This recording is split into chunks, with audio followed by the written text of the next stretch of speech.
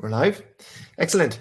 Hi, everyone. This is Thomas Newman of Viva Financial Tuition, and I'm jumping in to join my colleague Hugh Martin, who's going to be leading you through the first half of the pre-scene today.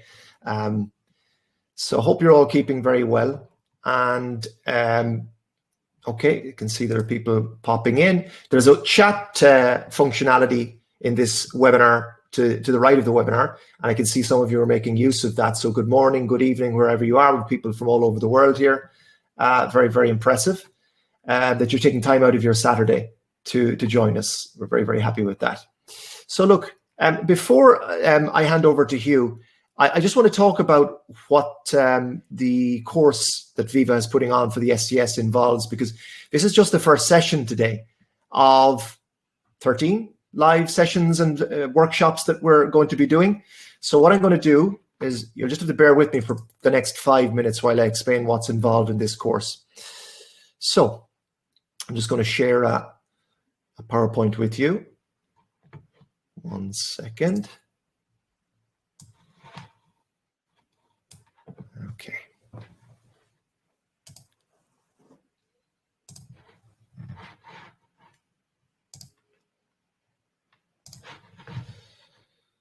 Okay, so you should now see my screen. There we go. Okay, so for those of you who are not familiar with Viva Financial Tuition, we've been around for about 4.5 years.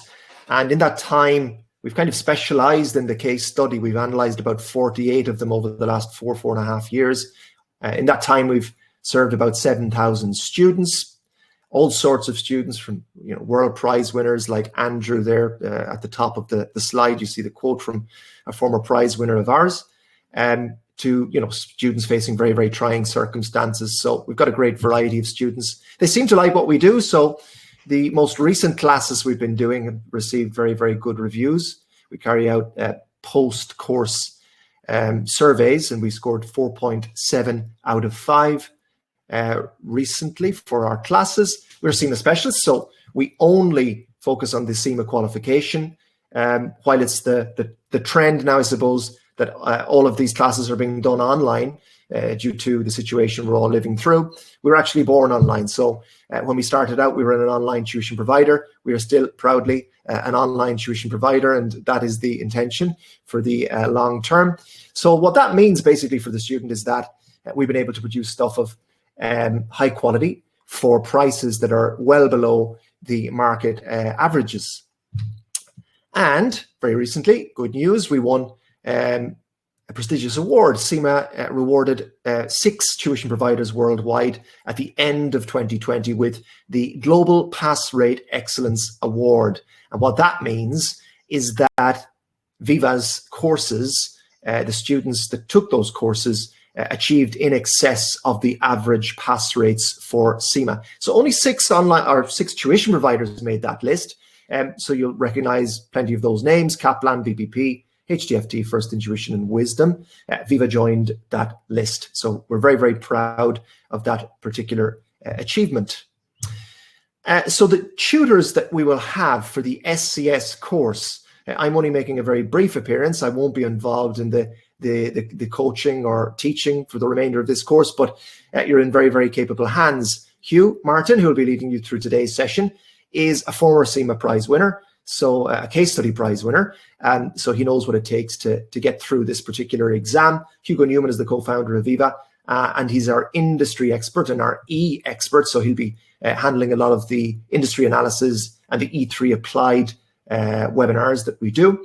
Peter Woody is a very experienced tutor. He's a published author as well in this space, and he's an F3 and P3 expert. He'll be doing those classes. Okay, so what we're running for this window and what we've been doing recently is we've launched something called our SCS Elite Course, and this, we believe, we hope, is the most complete course of its kind on the market. And what it involves is coaching with Hugh in this case. So you'll have one-to-one calls, 2 one-to-one calls with Hugh, 30 minutes at the start of your course and 30 minutes before you take the exam. So you can talk about your strengths, your weaknesses. your particular history as a SEMA student. And based on that, then you will have a good understanding of your profile and what you need to do well in the exam. The course involves about 22 hours of live webinars and workshop sessions. You get access to all of Viva's on-demand content. That's about 1,000 hours of content, course content that we have at vivatuition.com. So you get access not just to the SCS course, but also to our E3, F3, and P3 course, which is very useful because you can go back and review theoretical weaknesses in great detail. You get 5 mock exams included in this course with marking, very, very important. You get access to a private student community that is overseen by our tutors, so lots and lots of input from our tutors and feedback, and you get to interact with the other students as well. And this course includes a pass guarantee. So if you take it and you don't pass in May, you get free access to the next Elite course for August, okay? So let's go into a bit more detail about the classes involved in this course. So we've got 7 live webinar sessions. The first one is today, so that's the first half of the pre-scene. So here we'll be walking you through the first half of the SCS pre-scene document. Tomorrow, so that's a free session, okay? So this first session is free. To unlock access to the rest of the content on this course, you'll need to pay a fee, okay? So the standard fee for the SCS Elite course is £699. Now, while we recognize that is, quite a lot of money, it is far below the average price for these kinds of courses. So we've benchmarked this very carefully against other tuition providers. As always, the aim is to provide something of at least equivalent quality, and we think it's in excess of what other courses are offering on the market for a much lower price. Okay, so typically these courses cost well in excess of £1,000. Going up to maybe £1,400, £1,300 typically. So $699 is the standard price, and we're offering this for the next 48 hours for £599. Okay, so there's an offers button to the right of the webinar, and I'm just going to launch that offer now. So if at any point you're interested in booking your place on this course, you can click through on that link. And initially, you only need to pay £99. So that's the deposit you pay to book your place in the course. The rest of the fee, the remaining £500, you get to decide whether you pay that over 1 month, 3 months, or 6 months. It's up to you, okay? So there's flexibility there. What I will say is that we've already got 15 of these places taken up. We intentionally keep this course small, so 20 places is the maximum we can sell. So there are only 5 places left. So it probably sounds like a marketing gimmick or whatever. It's true, okay? So there are only 5 places left. So if you do want to participate in this course, you would need to book your place pretty quickly. So the remaining sessions, the ones you unlock access to by joining the Elite course, you've got an industry overview, which is tomorrow. You've got the second half of the pre-scene analysis on Monday with you. Then we take a little bit of a break and we do 3 particularly theory applied sessions. So F3, E3, and P3 applied. So what we do is we take the most important theories that relate to this particular case and explain those theories in the context of this pre-scene. How do you relate these theories to what you see in the pre-scene? Okay. Then we've got a key issues session to wrap things up on Saturday, the 8th of May. So that covers the 10 most important topics from the pre-scene. Okay, so they're the 7 live webinar schedules. We also have 6 workshops. So these are 2-hour workshops that involve your group of 15 or 20 students and your tutor. So highly interactive sessions where for 2 hours you go into great detail on what it takes to pass the exam. So very, very focused on exam technique.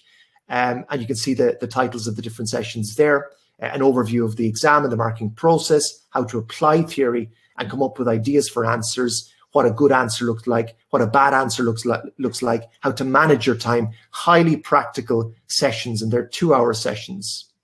Okay. So the other elements of the course, you get access, as I said before, to the E3, F3, and P3 courses that we have. You get access to videos on preparing for the case. You get access to a series of videos on exam day strategy. You get 5 mock exams, as I said before. They come with model solutions, and they also come with marking included. And as I said, you get access to the full E3, F3, P3 courses, which is useful to refer back to should you need to go into depth on a specific weakness that you have. The private community is a private Facebook group. It's closely monitored by our tutors, lots of interaction there. So Hugh will be on there quite frequently, coming up with additional scenarios for you to solve, setting homework, etc. And what we've seen with the Elite course, which we recently launched in late 2020, is that it works very, very well. Okay, so the improvements we've been seeing with our students that have come on this course are pretty exceptional. So to give you some examples, Angela came on the SCS Elite course in November 20, started out with a fail on her first mock, 44%, and by the end was scoring very, very well indeed, 72.5%, which is a very solid pass. Elaine was really struggling. She scored 31% on her first mock and scored a pass mark of 60% on her final mock. And Liam scored 77% on his first mock, which was already high, but was really, really high by the last mock, 86%. Okay, so we've seen this right across the board in all of the Elite courses that we've run. So these are very typical scenarios. And what we find is that with the Elite course, really, it suits 2 types of students. So in the first case, you would say it suits students who are struggling a little bit, possibly they've failed the exam before, and they're looking for some additional help and support to get that pass mark. And also it suits students who want to do very, very well, okay? So if you're interested in booking your place, you pay the £99 deposit, which you can click through on the link in the offer section of this webinar. Also, after you've done that, you'll be prompted to schedule your first call with Hugh. They will take place not next week, it's the week after the first call would take place with Hugh. We'll give you access to all of the content of the website for the duration of this course. So you'll unlock access to the E3, F3, and P3 applied or P3 courses that we have on the website. And we'll email you the link to the 6 workshop sessions, the link to the remaining 6 live webinar sessions. So the industry is coming tomorrow. The second half of the pre-scene is coming on Monday. We'll send out the link straight away once you've booked your place. The link to the private Facebook group and the terms and conditions sheet for signature. Okay, so that is the SCS Elite course. If you have any doubts whatsoever, please email us at info@vivatuition.com. As I said before, though, 15 of the 20 places have already been taken. We have 5 places left. If you're interested about doing well in the course or in the exam, I would encourage you to book your place as soon as you can to guarantee your spot.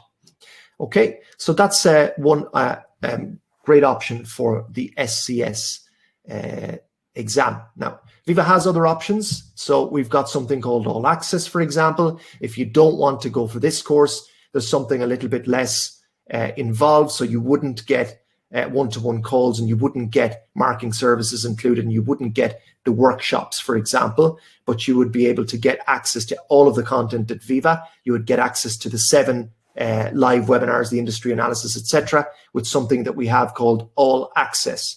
So what I'll do is after this session, I will also send out a special offer to All Access that usually retails for £299. For the next 2 days, we will sell that for £229, okay? So that's an alternative for those of you who are not interested in taking the full Elite course, okay? So 2 good options for those of you who are interested in taking on additional sessions and preparing well for the SCS. Okay, so I'm going to stop there, and I'm going to hand over to Hugh, who's going to talk you through the first half of the pre-scene, and there'll be a time for questions and answers at the end. If any of you have queries about the Elite course, I would be the person really to ask there. So I'm just trying to see if there are any questions coming through already on that. Let me see. Georges, so there's one question asking, will you be able to send us the timetable you're sharing for us to plan the dates in our calendars? Yes. So after this webinar, I will send a link to a page that has the full calendar of events, and I'll send the presentation that I just presented there. I'll send you a link to that as well. Okay. Okay, so I'm going to leave it there. Sorry, there's another question. So John asks, when will the seminar invites come out? So the workshop invitations, early next week, John, we would send the links to the workshop sessions. Okay, so the first workshop session would take place next Saturday, I believe, so in 1 week time. So the first part of the course is going to involve the first pre-scene, the first half of the pre-scene today, tomorrow the industry analysis, and Monday the second half of the pre-scene. Then there's a little bit of a break, and next Saturday it will be the first workshop session. So that's where you go into detail on, the exam technique, etc. Okay, so I'm going to hand over to Hugh now. And any questions, I'll take a look again when you finished up in a couple of hours, and I'll see if I can jump in and assist you with some of those queries. Okay, take care, guys. Cool. Thank you very much, Thomas. Really appreciate that. Okay, so what we're going to do is I'm just going to share my screen, okay, and we're going to go through the pre-scene. And just to note as well, in this session, we'll be having maybe a 5-minute break. It's quite a large pre-scene document. Of course, this is just the first part, but in this session, I reckon what we'll do is halfway through, I'll let you know, but essentially we'll have a 5-minute break, I'd say, just to break up the session a bit, because it could be quite a lengthy session. Okay, so I'm just going to share my screen.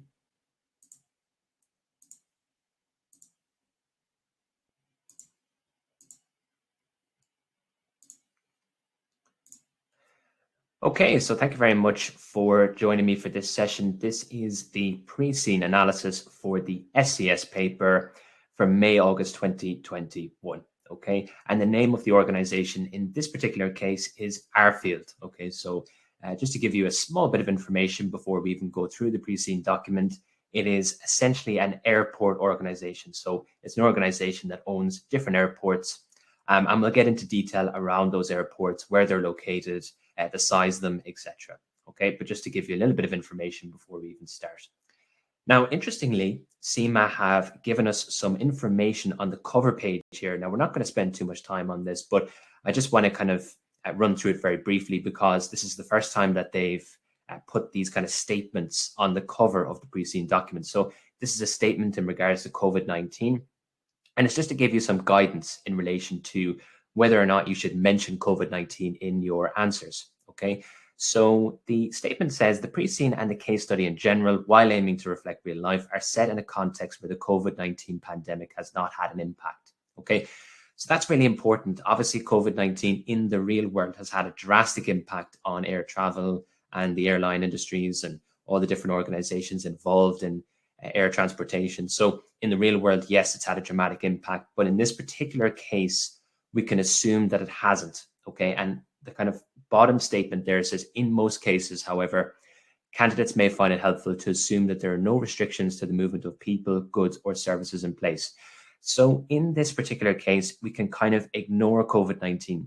If you have a very, very relevant point to make in your exam answers, do bring it in, but try to kind of avoid it as much as possible, because it's basically saying here it hasn't had an impact on the organization. Okay, so just a small note there before we get into the actual pre-scene itself.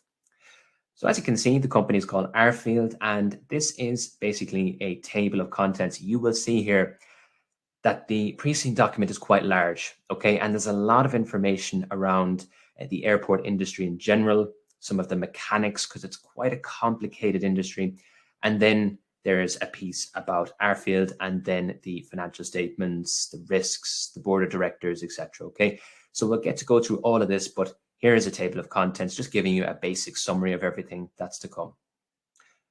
Okay, so the first major page here is just giving you a bit of a summary. Okay, so it says Airfield is a quoted company. Okay, so it's a listed organization.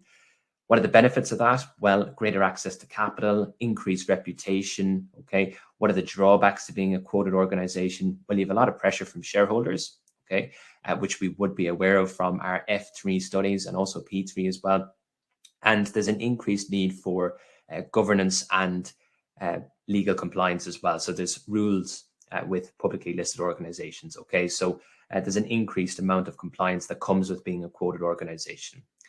Now, this particular company owns and operates 6 major airports, okay, 4 in its home country and 2 overseas. And we'll get to see the details behind those in just a few minutes.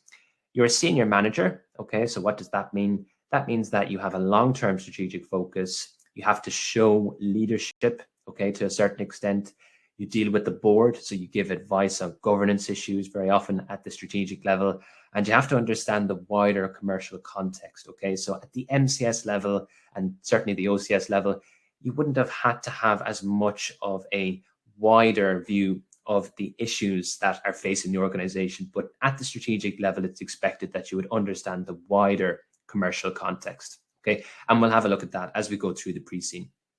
Now, you report directly to the board and you advise on special projects and strategic matters. So that kind of confirms what I just said there. Now, Airfield is based in a fictional country called Norland. It's a developed country and it has an active and well-regulated stock exchange. They use the N dollar in this country, and the financial statements are prepared to IFRS, okay, so International Financial Reporting Standards. So we'd be familiar with those from our previous studies. Now, Norland is a large country that's surrounded by sea. I think that's quite interesting. That suggests that air travel is quite important for this particular country, and as well air transportation, okay, because if it's surrounded by sea, kind of increases the need for air travel, because obviously we can't have rail or transit, okay. So let's just have a look at the page after this, okay. So I'm just going to scroll down here.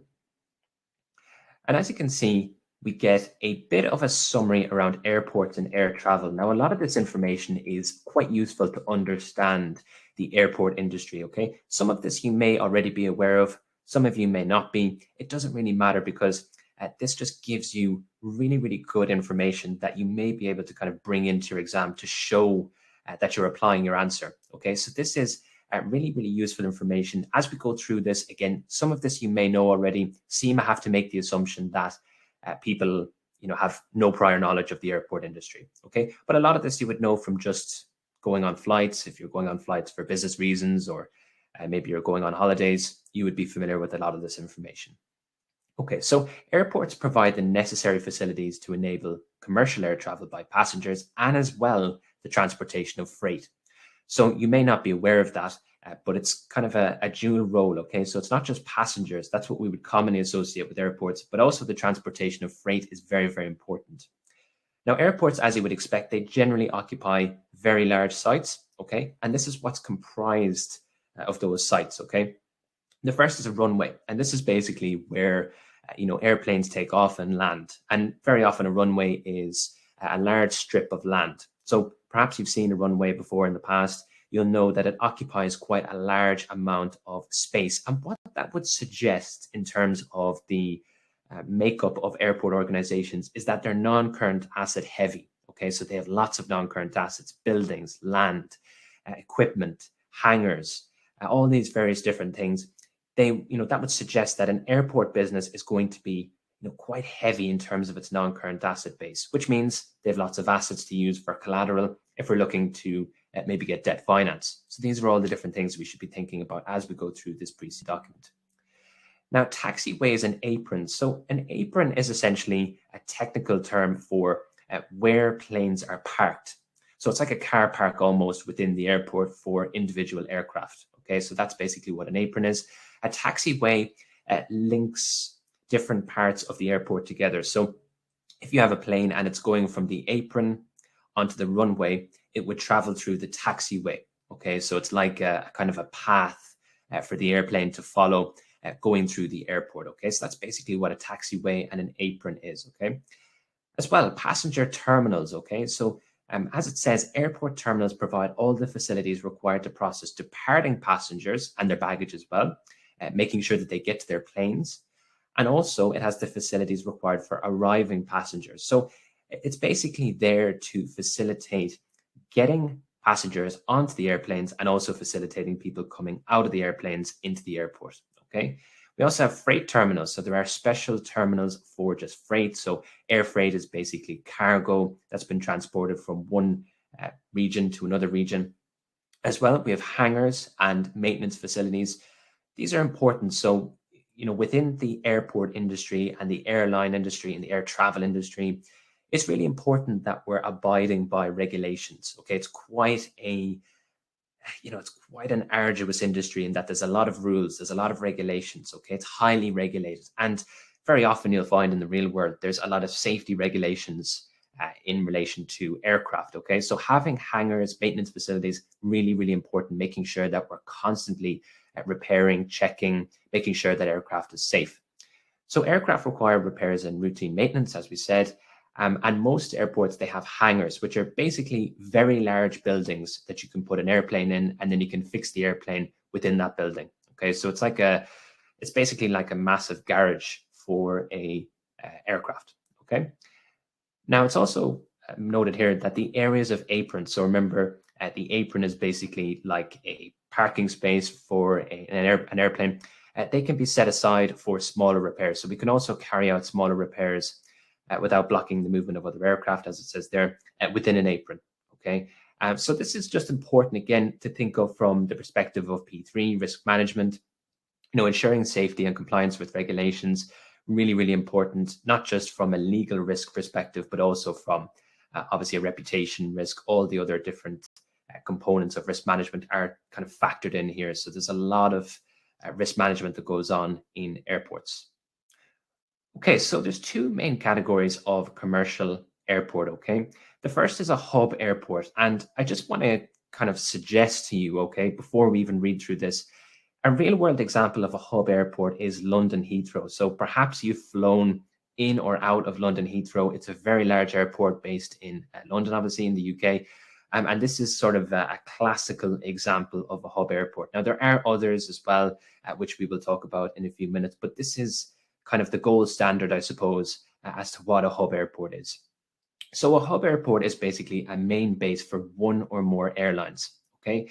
And typically a hub airport, it facilitates large aircraft, okay? And also long-haul routes. And when we say long-haul routes, that means quite long distances, okay? So for example, if you're flying from London to Dubai, okay, that would be a long-haul flight. If you were flying from London to Glasgow, that would be a short-haul flight, okay? So long-haul flights, you're going long distances. Very often, you're kind of maybe several hours in the airplane. A short-haul flight, normally it's maybe an hour or two, okay? So kind of a small flight. Okay, so with the hub airports, as it says, it's a main base for one or more airlines, okay? And we'll learn about that as we go through the pre-scene, why that's really important. And it makes it possible for airlines to offer cheaper and more efficient long-haul routes because they can fill larger aircrafts to carry passengers between hubs.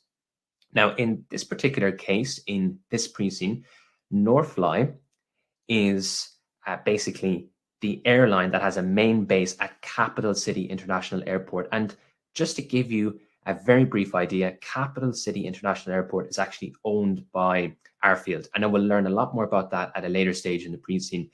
But this particular company, Norfly, is a key stakeholder that we will learn a little bit more about as we go through the pre-scene. But just to kind of, I suppose, give you some information up front. Now, if you want to relate this to the real world, British Airways is based in Heathrow Airport, and they would be sort of a real world example, a kind of a Norfly in the real world. Okay. Now, airlines, as it says, they often collaborate with one another using so-called code share agreements. Now, this is quite interesting, something I wouldn't have known about before reading this pre-scene. And basically, what these code share agreements do is between different airlines, if they have these agreements, it allows a customer or a passenger to book one flight through a single airline's website that will be connecting. Okay, so you may, for example, go online, you'll book a ticket to maybe fly to Dubai, for example, and that may require 2 or 3 different flights. Now, a code share agreement means that you can just book one ticket, and that sort of sorts out all of the admin and all of the technical problems that come with flying with multiple different airlines. So a code share agreement is really important for an airport because if there's more code share agreements between different airlines, it gives passengers much more of a choice. Okay, so it even says it there. Code share arrangements are important to airports because they give passengers a much wider range of potential destinations. Okay, so what, essentially, just to kind of reiterate this, what a code share agreement would allow is for more flights going to different locations, which is obviously a good thing for an airport. The more variety they have, the longer haul flights that they can offer, generally the better. Okay, so code share agreements between individual airlines is quite an important aspect of the airport industry. Now, you can imagine if you have a code share agreement, it would mean that for the airlines, they would become important stakeholders between themselves. And also, if we have an airline that has lots of code share agreements, that would increase perhaps the interest that Airfield would have in that particular stakeholder. Okay, so just something to consider. This does come back into the pre-scene at a later stage, but essentially, again, code share arrangements or agreements, they basically facilitate connecting flights where you only have to book one ticket with one airline, even though you may be traveling on multiple different airlines on that connecting flight. Okay, so as well as hub airports, we also have non-hub airports or spoke airports. Okay, and very often these are regional airports. They offer short haul flights to and from hub airports, and they also offer, as it says there, direct flights to short haul destinations. Now, you may live in a location where there is a spoke airport. I live in Belfast. Okay, so an example of this is George Best Belfast City Airport. So it's quite a small airport. It doesn't go to many locations. The places that it does go to are mostly based in Great Britain. So, for example, Glasgow, Edinburgh, I think it goes to Bristol as well. And there's some small flights to Spain. Okay, so it doesn't really go that far, but it does connect to hub airports. So one of the flights that they offer, I believe, is to London Gatwick, which is, of course, a hub airport. So these are important airports, but generally speaking, they would be smaller. They'd offer shorter haul flights. As it says, they're to and from hub airports, and they're going shorter distances. Okay, and we'll learn a little bit more about spoke airports as we go through the pre-scene, but very important terminology just to be aware of at this stage. Now, as it says here, non-hub airports or spoke airports, they generally offer short haul flights of up to roughly 2,000 kilometers, whereas hub airports offer a mixture of both short haul and long haul flights. Okay. So just in terms of real world examples, again, I'm very conscious that we have lots of international students. So I just have some examples here of hub airports across the world. Frankfurt is a good example of one. Dublin, if you've ever flown into Dublin Airport. Lisbon or Lisboa Airport. Madrid Airport, Manchester Airport, and New York JFK. Now, there's loads of hub airports. If you want to see some examples, type it into your favorite search engine. There's a massive list of them online, all the different types of hub airports across the world for your individual country. If it's Australia, South Africa, you will find a list of them online. So certainly something worth looking at after this analysis. Okay, as well, just something to think about in terms of hub airports. Hub airports generally have this kind of prestigious reputation. Okay, so maybe if you've ever booked a flight and you've kind of thought, okay, where should I fly to?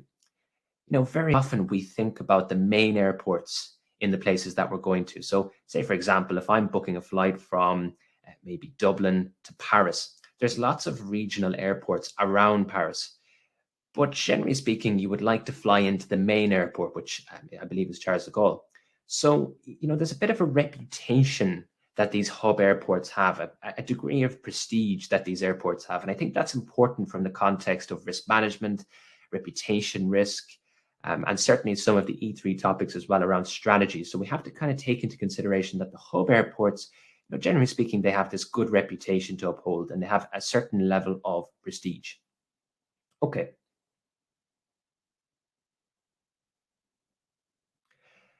So the next part of the pre-scene document just gives you a graphical representation of what we went through. And it's just to give you some idea as to the hub and spoke airport kind of model. Okay, so you can see here the yellow circles represent spoke airports and the red circles represent the hub airports. So this just shows how, in this particular case, the hub and spoke airport system works. You can see there we have in Norland the Eastern Regional Airport, Southern Regional Airport, and then in Sealand is the Crossline Airport, and they all kind of feed into each other.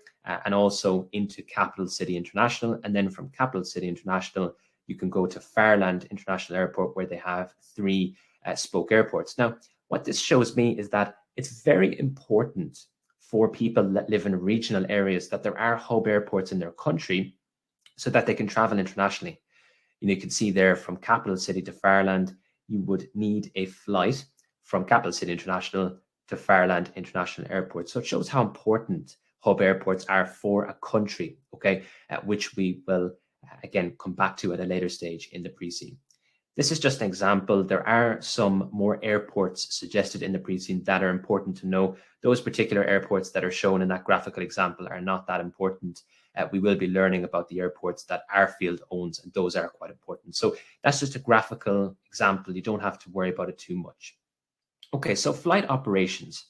So an airport's design will affect the number of flights that it can handle and its ability to deal with passengers and freight. Now, you would expect that, okay? So if we have, for example, a larger airport, a bigger site, we have more runways, you would expect that we'd be able to run more flights, okay? So that's kind of common sense stuff. However, just consider that if we have a larger airport, it's not necessarily a better thing for our stakeholders. So for example, the local community, okay? And this is something that we'll learn about as we go through this pre-scene. Airports, they generate a lot of noise pollution. So having a larger airport, yes, commercially, it might be a good thing, but it can cause a lot of damage in terms of environmental pollution. It can cause a lot of issues around the local community if we're perhaps changing the local land, okay, or if we're creating more noise pollution. And this is something that's going on in the real world at the moment. You may be familiar with Heathrow runway 3, okay, so there's a new runway that's being proposed in Heathrow Airport, and it's been basically objected to over and over again by the local community, who feel that it's going to be too noisy for them. Okay, and we'll come back to that at a later stage, but just something to think about. So air operations are dictated by the size and number of runways. Now, larger aircraft require longer runways to give them more room to accelerate when they're taking off or decelerate when they are landing, okay? Now, runways will be oriented so that the prevailing wind blows along them, okay? So that kind of gives them a bit of a boost in terms of speed. Now, just note again, a larger aircraft generally tends to be noisier, okay? So the noise pollution element of an aircraft comes from its engine, and the larger the engine, generally speaking, the more noise that it gives off. And this is actually quite an important part of this pre-scene, noise pollution. Again, we'll come back to it at a later stage, but something to just be conscious of at this stage. Now, airports can have more than one runway, and they may be parallel to one another so that aircraft can use both without crossing one another's flight paths. So again, kind of common sense stuff. Now, this is interesting. So the runways may be offset at angles that give the air traffic controllers the ability to vary flight paths in response to weather conditions. So that's a form of risk management, trying to manage the risk of adverse weather conditions, which is a very tough risk to manage, because obviously, the weather is not something that we really have full control over. We just have to deal with it as much as possible. And this is interesting, also to manage the noise pollution caused by flight operations. So this is a form of mitigation for this risk or this externality as a result of having an airport in the local area. So it is possible to somewhat manage this risk. Now, of course, we'll learn as we go through the pre-scene that noise pollution is not a simple risk to manage, okay? So here we have some, just visual representations of an airport. If you have never flown before, some of these are actually quite convenient, and they kind of give you an idea as to how an airport operates. Okay, so passenger facilities. So what we're going to learn about here is all the kind of passenger elements of an airport. So the terminal building will reflect the types of aircraft and the number of passengers that can be processed, okay? So as it says here, larger aircraft can carry more passengers, okay? So we'd expect that. And so efficient boarding and disembarkation becomes a priority, okay? So disembarkation is coming off the aircraft, just in case you're not familiar with that term. Now, what we'll learn about here is how do we get onto the aircraft? How do we get out of it? Okay, so some of you may be familiar with some systems that are in place in airports at the moment for boarding and disembarking. Okay, so some airports, they have bridges that permit passengers to enter and leave the aircraft walking along a movable ramp.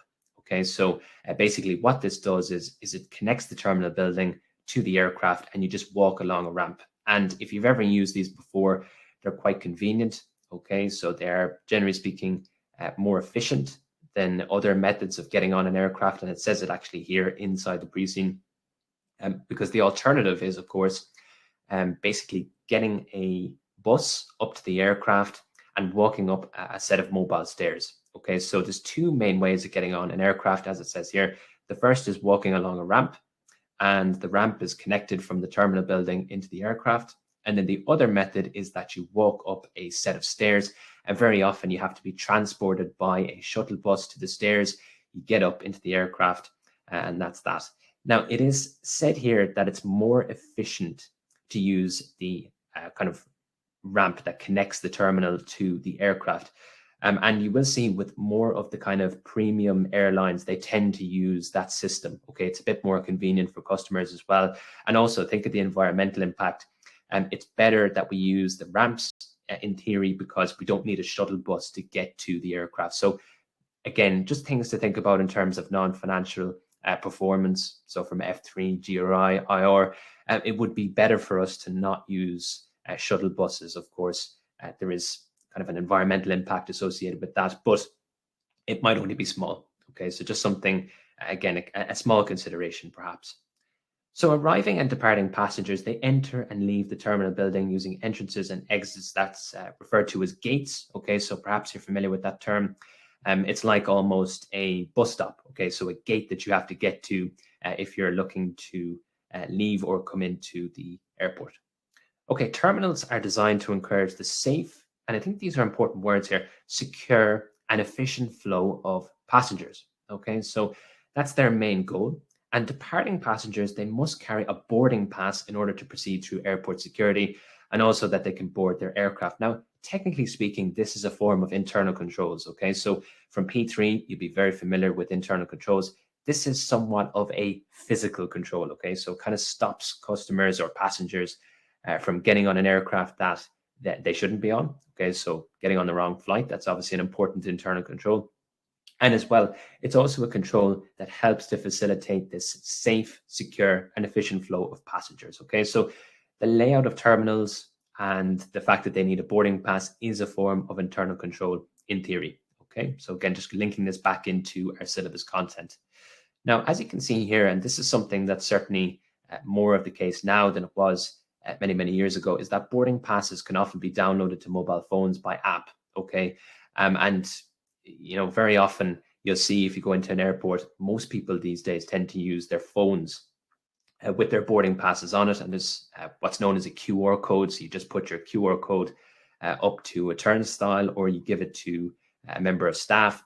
And it's very, very easy, very simple, okay, to do that. Now, most airports still will take paper, of course, with the QR code on it. So that, you know, it's the same thing as a boarding pass in your phone. So, you know, both options are open, but you would imagine in the future that kind of paper-based boarding passes will be phased out. Okay, so I don't know that for sure, but that's my impression from this pre-scene document. It says as well here that most airlines offer either staffed or automated check-in facilities to assist passengers with checking in when they arrive at the airport. So you would imagine in the future that the whole staffing of check-in facilities will be phased out over a long period of time, I would suggest. But I think, you know, the trend with airports is to kind of replace these aspects over time with technology and automation. Okay, so if passengers have a suitcase or baggage, they have to check those in when they arrive at the airport. Okay, so airline tickets usually specify the weight of the baggage that passengers are permitted to take on board. And again, something just to be mindful of from a risk management perspective, if airlines actually take on too much baggage, it can weigh the aircraft down. And that is also a health and safety hazard. Okay, so it can be, I suppose, a form of internal controls that we are kind of giving some form of restriction in terms of the weight of the baggage that people are allowed to carry on. It says here, if you know the baggage weighs too much, passengers have to either reduce the amount they're carrying or pay an excess baggage fee. I'm sure this is something that you're familiar with. If you've ever flown, maybe you've had to do this yourself, or maybe you've seen someone else where your bag is too heavy, you have to take stuff out of it or pay a fee. Okay, and this is very, very standard in the industry, but it can obviously lead to some levels of customer dissatisfaction. Okay, so once passengers are checked in and they've deposited their hold baggage, they must proceed through airport security. Now, again, the use of physical controls being used here. So airport security, I suppose, in theory, it's a form of physical control. So just linking that back in with P3. That ensures that the passengers are not carrying weapons or objects that could otherwise endanger the aircraft, its crew, and its passengers. So, internal controls within an airport are very, very, very serious, okay? Because obviously, the internal controls are designed to prevent issues like criminal activities, terrorist activities, aircraft being damaged as a result of perhaps the wrong items being put on board. So, internal controls for an airport are extremely important, okay, because it can be the difference between life and death. So they are very, very, very important. And all of these different factors are important to understand, again, from a P3 perspective, internal controls and risk management. Okay, so the areas of the terminal that are open to the public are known as landside, okay? Now, I would suggest, if possible, use this terminology in your exam answers because it shows that you're applying your answers, you're integrating your answers within the scenario, okay? So try as much as possible to use these kind of technical terms, these industry terms, landside. So this is the area that's open to the public. And, as you would expect, it's for people who are coming into the airport, they're looking to depart. And as well, it's also for people who are maybe waiting for passengers to come from their incoming flight, okay? Now, passengers, they're advised to arrive at the airport well before their flight, okay? And one of the benefits of that for an airport is that if they have retail and catering facilities there, it allows them to generate some revenue. So we have people that are sort of waiting for flights, waiting for people to come in. So it's a really good opportunity to have catering and retail, okay? And that's something that, again, we'll have a look at in greater detail at a later stage in this pre-scene. Now, airports, they normally rent retail units and catering spaces to third parties, okay? And you may be familiar with this concept, but if you're not, tax laws permit retail sales to passengers who are traveling to foreign destinations to be duty-free. So you may have heard of that term before, duty-free. Essentially, it means that when you are flying to a foreign destination, so say, for example, you're in London, Heathrow, and you're flying to Istanbul, you're exempt from sales tax for the retail outlets and the catering outlets or any sort of outlet within the airport. You're exempt from sales tax, which is the same as VAT. Okay, so if you're from America, very often this is referred to as sales tax. But if you're in the European Union, you may have heard of VAT or for the UK. Okay, and there's benefits to that, of course, because it allows retailers to pass on some or all of the benefit of those tax reductions to passengers in order to stimulate sales. So it allows these companies to offer lower prices, and obviously that encourages sales. So it's good for the airport, it's good for retailers, it's good for the customer as well. However, I would just consider from an E3 perspective the ethics behind duty-free, because, and we'll come back to this at a later stage again, but basically some of the ethical issues around duty-free is that it offers customers the ability to buy perhaps products that are not that good for them at a lower price. So you may be aware of this if you've ever flown again, or if you've gone inside a duty-free store. It often encourages the purchase of cigarettes, alcohol, unhealthy foods. Okay, so very often you'll see people buying, large packs of cigarettes, large amounts of alcohol, and large amounts of sweets, chocolate. And there's nothing wrong with that, but we just have to consider, from an ethical perspective, is this something that's right for an airport to do? Should they be encouraging the sale of these products in large quantities? And again, it's not a kind of a yes or a no, it's just something to consider. Now, airport terminals, they have to also cater for the needs of arriving passengers. So in order to be permitted to offer international flights, airports have to provide adequate facilities for border control checks. Now, this means that the government is quite an important stakeholder, and this is a theme that's reiterated through the pre-scene. So you'll see here that we actually have the presence of the government in some form within the airport. So this would include things like passport, immigration checks, making sure that people have the right documentation when they're coming into the country.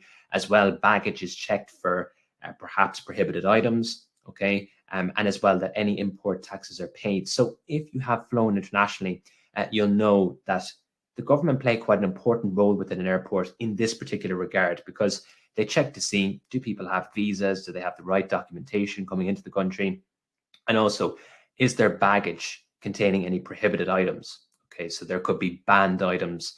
For example, certain foods, plants, alcohol, certain items are banned in certain countries that may not be banned in other ones. So it's important that they do those checks. In terms of ecosystems, it's almost as if an airport is an ecosystem orchestrator, because it's orchestrating all of these different parties. Now, we'll come back to that in a bit, but that's just something that I kind of got from that passage. It just shows the amount of different parties that we have within the airport itself. Now, hub airports have to cater for the needs of transit passengers, so they're waiting for their onward flights. So these are kind of people that are going to connecting flights, and as it says, it often involves having elaborate retail and catering facilities.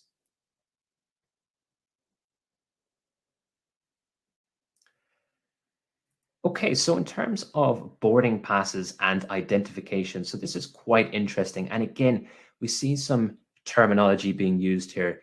We see the word airside being used. Again, try to use this in the exam if it is possible. Okay, so if it's a question that's relevant to this, try to use that terminology to show application. So the areas after security are called airside, and they're restricted to passengers who have a valid boarding pass. Okay, so this is not open to the public. Okay, this is the airside. This is the side that you can only get through if you have a valid boarding pass. Okay, and it says again around the fact that each boarding pass has a barcode, and that can be scanned optically. Okay, and this is becoming more and more popular as time goes on, because it's very convenient just having a boarding pass on your phone. It's a lot easier than having it on paper. Okay, boarding passes are checked at security to confirm that the holders are eligible to travel. Again, an internal control for managing passenger flows. But as well, this is quite interesting, they're also scanned at retailers' points of sale to ensure that sales tax is charged to passengers taking domestic flights, okay, and also to collect data that could be used for marketing purposes. So just an interesting point here in terms of collecting data. Is this data being held securely? Okay, so who has access to this data? It's actually quite sensitive data when you think about it, because if you're scanning a boarding pass, it has your name on it, it has your location, where you have come from, where you're going to. In some airports that I've been in the past, you have to show your passport. So that obviously has a lot of sensitive information on it. So what data is really being collected here, and is that data being stored in a safe and secure manner? We don't really know. Okay, so we don't get much information about that here, but just something to consider from, again, a P3 perspective. Okay, so the boarding passes, not only are they used for the kind of collection of data and going through security as well, but they're also used when boarding to confirm that the passenger is on the correct flight. So again, bit of an internal control, making sure that passenger is on the correct flight. And it also helps to create a definitive list of passengers who are actually on the aircraft. So that's really important for both the airport and also the airlines. Now, airport employees and staff employed by retailers and people who work airside, remember airside is the area of the airport not easily accessible to the public. You have to have a boarding pass.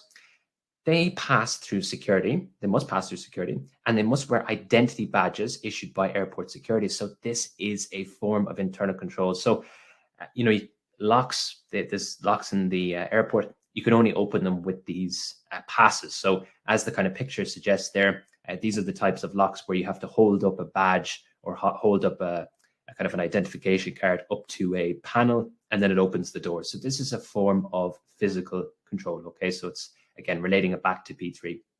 So in terms of transport infrastructure, so airports, as you would expect, they require extensive transport links, okay, because there's obviously goods coming into airports, there's goods coming out in terms of freight, as well. There's a large number of employees, and many of them work at these kind of unsociable times, okay? So an airport is almost like a 24/7 operation. It's like a hospital almost. There's always something going on at times that, again, perhaps maybe unsociable for most people. Most airports have good road access and large car parks, and those car parks are often a major source of revenue. Okay, so again, showing this kind of ecosystem role that an airport has it's providing retail, catering. It's also offering different services like car parks, and we'll learn more about different services at a later stage, but it kind of shows this sort of ecosystem orchestrated role that an airport plays. Okay, so in terms of the car parks, it just mentions that people tend to pay premium prices if they are parking close to the terminal, and they pay kind of a cheaper price if they are away from the terminal. Okay, so airports, they also offer different forms of ground transport, such as taxi ranks, bus stations, railway stations, as well as some airports in the real world, they have underground subway systems. So again, London Heathrow has the tube, so the underground railway system that links London. You can basically take the tube from London Heathrow all the way into the kind of city centre, I suppose, of London. So, most airports have different transport links within them, very, very important. And as well, as it says here, airports also require significant road links. Why is that? Because they need fuel, other consumables as well to replenish aircraft and cargo. And as well, we have these duty-free shops. They need to stock up on their different materials. And as it says, most of the materials arrive by road. Now, what would I kind of get from this is that if you think about the construction of an airport or the operation of an airport, it really does take a big toll on the environment, because we have all of these different things coming into the airport by road, okay, which we know, cars, trucks, vehicles, they have an environmental impact. And of course, we have the aircraft itself causing an environmental impact. So, the operation of an airport has a significant environmental impact, okay, something just to be conscious of.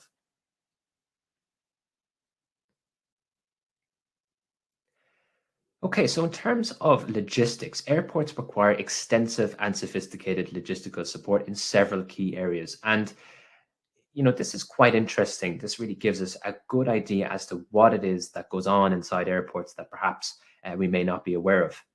Okay, so flight operations require that airports are equipped to refuel and resupply aircraft. So that makes sense. Okay, so for example, as it says here, apart from fuel and lubricants and other consumables, most long-haul flights, they need things like food and beverages to keep people fed and hydrated. Okay, so if you're going on a long flight, you're going to need a bit of food. Okay, so if you're on a 10-hour flight, of course, you need to have some form of food and drink to keep you going.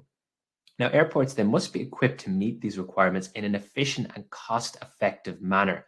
And it gives an example here where underground pipes are used to carry fuel to the aircraft stand. So that kind of avoids the need for storage tanks.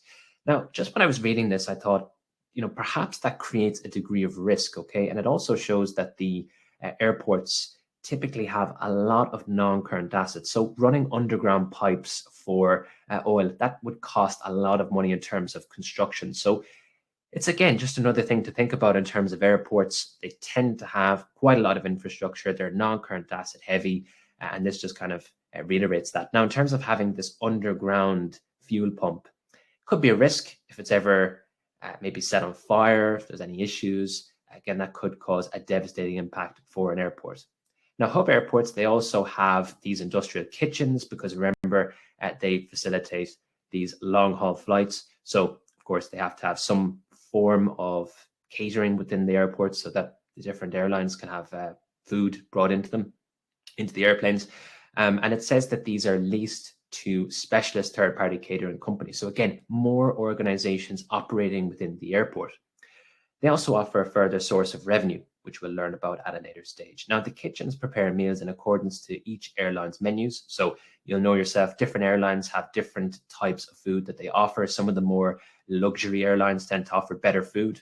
Okay, so if you've ever flown with Emirates, for example, the food is excellent. And some other airlines, I can't mention them, the food is terrible. Okay, so you'll know that varies depending on the airline that you use. The food has to be ready to be loaded before takeoff. Okay, so if it isn't actually loaded onto the flight, people could be left hungry, customer dissatisfaction. Okay, so there's kind of a lot of issues there. As well, something just to think about, the meals must be prepared in such a way that they meet strict hygiene requirements. And this is actually quite important for an airport and an airline as well, because if, for example, someone has something like a nut allergy and, they may come in contact with nuts by complete accident on an aircraft, it can be very difficult to sort of manage that, because if someone gets sick on an aircraft and it's up in the air, there's no medical support that can be brought up there. So again, just things to think about from the context of an airport and an airline. Making sure that hygiene requirements are stuck to is really important, because if people get sick in the air, it's very difficult to manage that. So again, quite an important consideration for an airport and an airline. Now here we learn about baggage, okay? So passenger baggage. And as it says inside the pre-scene, it requires sophisticated arrangements to ensure that each bag is loaded onto the correct aircraft for a collection by its owner upon arrival to the final destination, okay? So there's a lot that goes on in terms of baggage, okay? It seems like such a simple thing, but there's a lot of technology and a lot of operations involved in making sure that when you get off the aircraft, your baggage will be collected at a reasonable amount of time. Okay, so the pre-scene even says, it just says there, kind of in that paragraph there, appropriate arrival halls so that passengers can collect their property and leave the airport as quickly as possible. Okay, and whilst that's important from a customer satisfaction perspective, it also helps to minimize congestion. And remember, passenger flows is really important for an airport. So it's not just important to keep people happy, they get their bags on time, they get the correct baggage, of course, that's important, but it also helps to manage congestion, okay, which is an important aspect of running an airport. So baggage from arriving aircraft creates further complications because transit passengers, so people who will be connecting to flights at a later stage, their baggage has to be identified and then transferred to another aircraft. And that has to be obviously done correctly for an onward journey. Now, items of baggage are tracked using standardized labels, okay? So when you go to an airport and you check in your baggage, as that picture suggests, a label is attached very often to the handle on your bag, and that identifies who you are, the point of origin, and the flight number. Okay, so that gives some idea as to who basically owns this bag and where it came from. So if it goes missing, obviously it can be found with relative ease, assuming that the label has stayed intact. Okay, and we'll come back to that in just a few seconds. Okay, so they're attached on and they have basically barcodes on the labels. Again, they conform to international standards, which is important because remember, we're flying to different airports. And again, the equipment scans these optically, just like the barcodes for the boarding passes, and it shows owners, flight numbers, point of origin. Now, some airports actually use RFID, okay, and this is something that will be coming in the future. Instead of using these paper tags, they use RFID chips, which can actually pinpoint where exactly the baggage is. Okay, so it's a technology that's coming in the future. This technology of using labels is actually quite old. Okay, so it's something that's been used for many, many years. Again, it adheres to international standards, so that's important. But in the future, it will be the case that we'll be using RFID in time to come. Okay, so the kind of cost associated with that has to come down for all airports to adopt it. And as well, there has to be international standards drawn up. Okay, so it's not as easy as just implementing technology because airports, of course, their systems have to talk to other airports, and that creates some sort of administration behind implementing new technology, but something in the future to come. Okay, so as well, another thing just to be aware of in terms of digital technology from E3, so being aware of digital technology, not just interesting from the kind of perspective of a user of an airport, but also just from the perspective of E3. Amsterdam Airport, so Schiphol, if you've ever been there, they are using robotic arms to actually load baggage into aircraft. So in most airports, it's done by human beings, but this airport in particular, they use robotic arms, which use artificial intelligence to actually load baggage into the airplane. So AI is something that's coming in more and more into different industries, and it's certainly going to be something that will be used by airports. So just something, again, to consider from the real world that may kind of interact with this paper. Maybe the organization, Airfield, looks to use more technology to increase its efficiency. That could be something that they may use. Okay, so airports also have to provide air freight facilities, so the transportation of cargo. Okay, large airports, they often have warehouses that can be used to expedite the shipments of different loads. And air freight, just so you're aware, if you've never heard of air freight, this is where basically goods are sent from one location to another. So it's like having a truck, but it's just done by air travel. Okay. And very often it's done for high value items, okay? And why is that? As it says in the pre-scene, for enhanced security, and as well, it prevents cash being tied up in expensive inventory while it's transported by land or sea. So if you send something by sea, so say for example, I send goods from maybe Scotland all the way down to maybe India, it can take a long time if you do it by sea, okay, a very, very long time. And that keeps cash tied up, okay. As well, certain goods, it's preferable to use air travel. So for example, perishable goods, seafood, it says they're exotic fruits, certain food types that have to remain fresh. Air transportation is probably the only way that they can be transported and remain fresh, okay. As well, it's also used to do things like transport valuable livestock. Okay, so thoroughbred dogs is a good example. Racehorses. So if people are, going on maybe playing polo. So a good example of this is actually there's like this polo championship that happens in Hong Kong, and very, very, very expensive horses have to be, I suppose, brought from parts of the UK to Hong Kong, and that's done using airplanes. As well, other livestock is transported using air. Some dogs, certain breeds of animals, zoos use aircraft as well to bring animals into their zoos. So there's lots of different purposes for air travel or air cargo. Now, some freight is carried on specialized cargo aircraft, and if you've ever been in an airport, you may have noticed, particularly in America, FedEx airplanes or DHL airplanes. Those airplanes are just for cargo. Okay, so they don't carry any passengers, they just carry cargo. But sometimes a passenger airplane will also carry cargo. Okay, so post sometimes is used. So if you're a passenger and you're on aircraft, it can be the case sometimes that there may be cargo inside that aircraft. So that's quite an efficient way of transporting goods between two different locations, where you have some passengers on the aircraft and you also have some cargo. Okay, so again, just to kind of think from a non-financial performance perspective from F3, we're talking about GRI and IOR. The whole air transportation industry could be seen as maybe being slightly luxurious. Okay, so maybe it's something that over time could be phased out. A lot of the things that are transported, for example, priority mail, if you've ever used priority mail from an international location, it would be shipped via air travel. Is it something that we necessarily need as a society?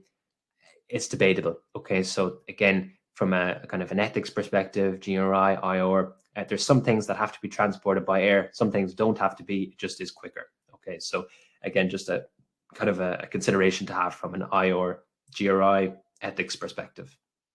Okay, so what we're going to do is we're just going to break for 5 minutes, guys. Okay, so I'm just going to break the session for 5 minutes, and I will just mute myself, but I will give us, okay, so it's about where I'm based, it's 10 past 12. Okay, so I'm going to just give ourselves 5 minutes and we will go back into the session. So this is just a bit of a break to give you guys some time, some breathing space, and we will then run through the next part, so the next kind of 10 pages or so of the pre-scene document. Okay, so I'm just going to mute myself, guys, and I'll come back in 5 minutes time and we'll go through the pre-scene. So this is just a chance for you to maybe get a cup of coffee or a cup of tea or a bit of water, or to have a toilet break, whatever you want to do, and we will come back to this session. Okay, so I'll see you guys in 5 minutes.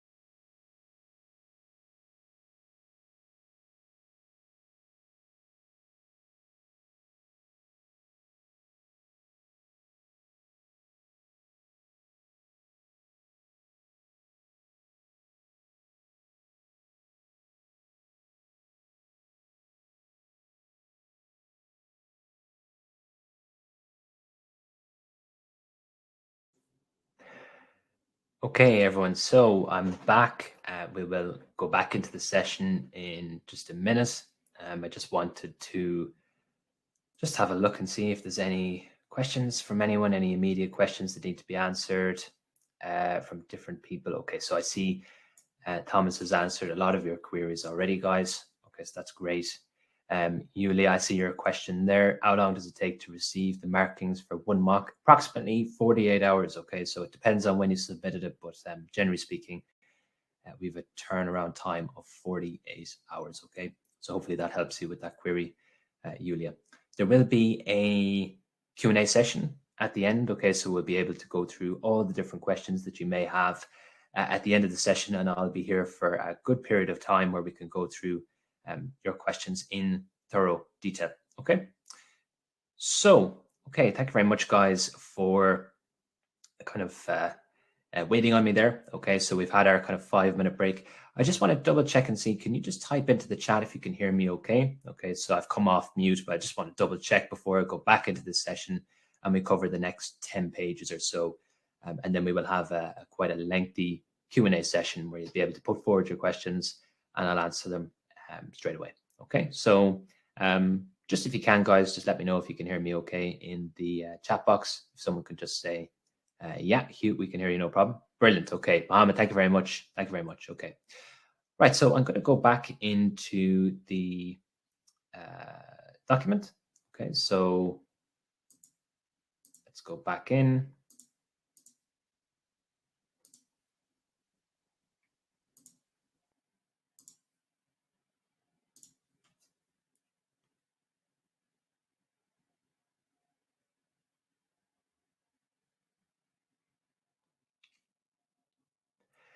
Okay, so here we have some information about the revenues of an airport, okay? And this is really interesting stuff. This is very, very, very interesting.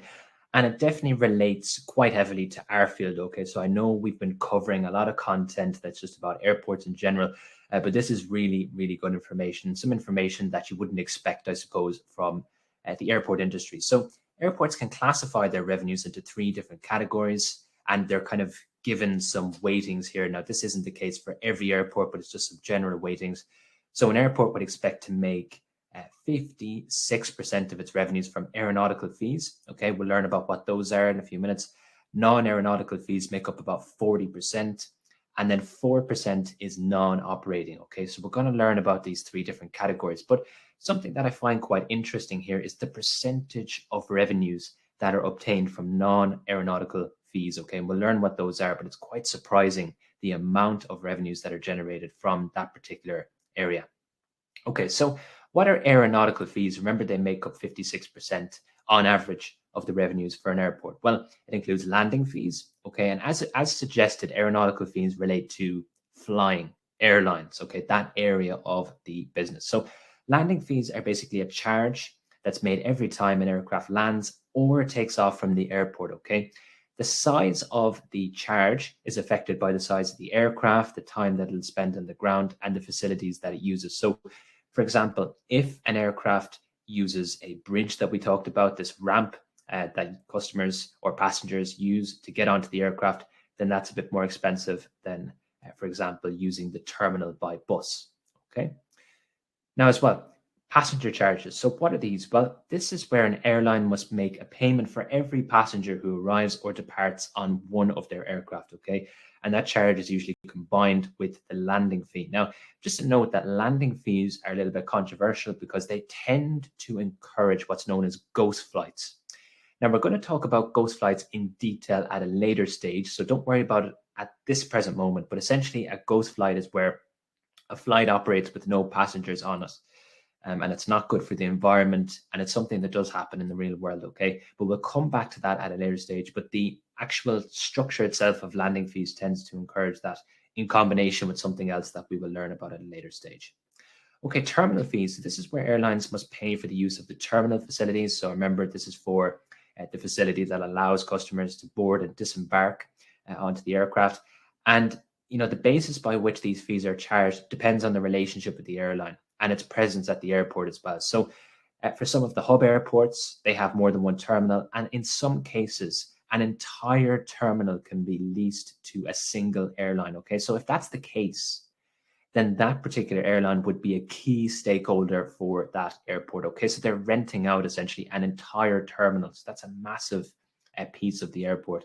So that's an interesting concept. If an airline rents out an entire terminal, well, then they would become quite an important stakeholder for that airport. Okay, and obviously stakeholder analysis is a part of E3. Okay, so it says as well that airlines with a smaller presence, they might have a lease that gives them the sole use of one or more departure lounges and the gates within a terminal. Okay, so that's kind of a bit smaller in terms of the fee that you would expect to pay. So this is where an airline would just rent out maybe a few gates, maybe a departure lounge. So they would rent out basically a set of gates in a departure lounge. And this is very often found in airports that, again, have lots of different terminals. You may go into a terminal and there's, a few flights going with different airlines. Perhaps those airlines are just renting out the departure lounge. Okay, so they're renting out maybe a set of gates.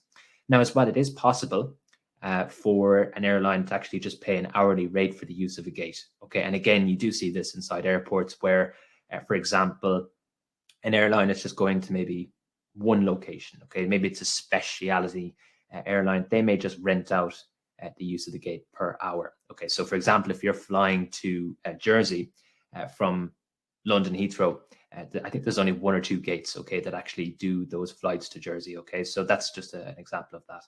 So airports typically charge these aeronautical fees in their home currencies. Okay, so we're going back to currency risk management. This is a form of internal hedging. However, it is important that you're still well versed on different hedging techniques, because it could be the case that you may have new customers, new suppliers, and you would have to use hedging techniques or hedging tools, both internal and external. It has come up before in the exam in that particular regard. So again, do prepare for currency risk management questions. Now, typically, revenues from aeronautical fees are insufficient to cover operating costs in their entirety. So that would suggest that, as it says here, airports then have to rely on non-aeronautical revenues to take them into profit. And that creates a degree of dependency on this revenue, okay? So that's really important, not something that I would have expected, not knowing anything about, the airport industry. They need these non-aeronautical services to take them into profitability, okay? So they actually, I suppose, rely on them to some extent. Okay, so non-aeronautical revenues typically comprise of the following. So here are some examples: fuel sales, retail, dining, car parks, car rental, advertising, recharging utilities, and property and real estate. Now, the ones that are highlighted in green are commission-based. Okay, so that means that basically the airport lets a third party handle this particular service, and they just give them a commission. So, for example, with retail, they would give them the space. Okay, they may charge for the space, but they would take a percentage of their sales. Okay, so it's commission-based. So if the third party does well, the airport does well. So that's the kind of incentive with the commission-based structure. Okay, both parties are kind of incentivized for the relationship to work. So non-aeronautical revenues often take the form of commissions. As we said, they're paid by third parties for the right to operate at the airport. And it just gives an example. Retailers pay airports a commission calculated as a percentage of their gross revenues in return for retail space. Okay, so this kind of gives an incentive for both parties to make sure that the relationship works out.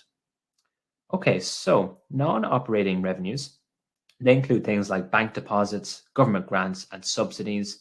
And they're not usually a significant source of revenue. That comes as a surprise to me. I would have thought that they would have been, but actually it turns out that grants, subsidies, not a major source of revenue for an airport. Okay, so again, something that you may not have expected. It may be the case that if the airport serves a national goal, so say for example it's a small country, maybe it's an island nation, and there's just one airport, perhaps that could be heavily subsidized, often ran at a loss. There are some airports across the world like that. Okay, so here we learn about landing slots, a very, very important part of running an airport. So there's a bit of background here, and then we get into the whole concept behind landing slots. So the background basically says that, airports are constrained. Okay, you can't just have, one aircraft flying out and then another one immediately taking off afterwards. Okay, that is impossible because, as it says here, the airflow from departing aircraft creates turbulence that must settle before the next aircraft can be permitted to touch down or take off. Okay, so it's not the case that aircraft can just constantly be flying in and out, in and out. There actually has to be a bit of time in between. Okay, and as well as it says here, air traffic control regulations require a safe separation of aircraft both vertically and laterally, and that restricts the number of aircraft that can be lined up to land. Okay, and that creates a bit of constraints for an airport. Okay, some constraints in regards to the amount of aircraft that can take off and then obviously come back in as well. So this kind of theory that an airport has constraints, this gives way to what's known as landing slots, which we will learn about in this particular piece. But just to kind of go back into the constraints that an airport has, it mentions here that aircraft movements can be scheduled for one day. They must also be restricted to allow for contingencies.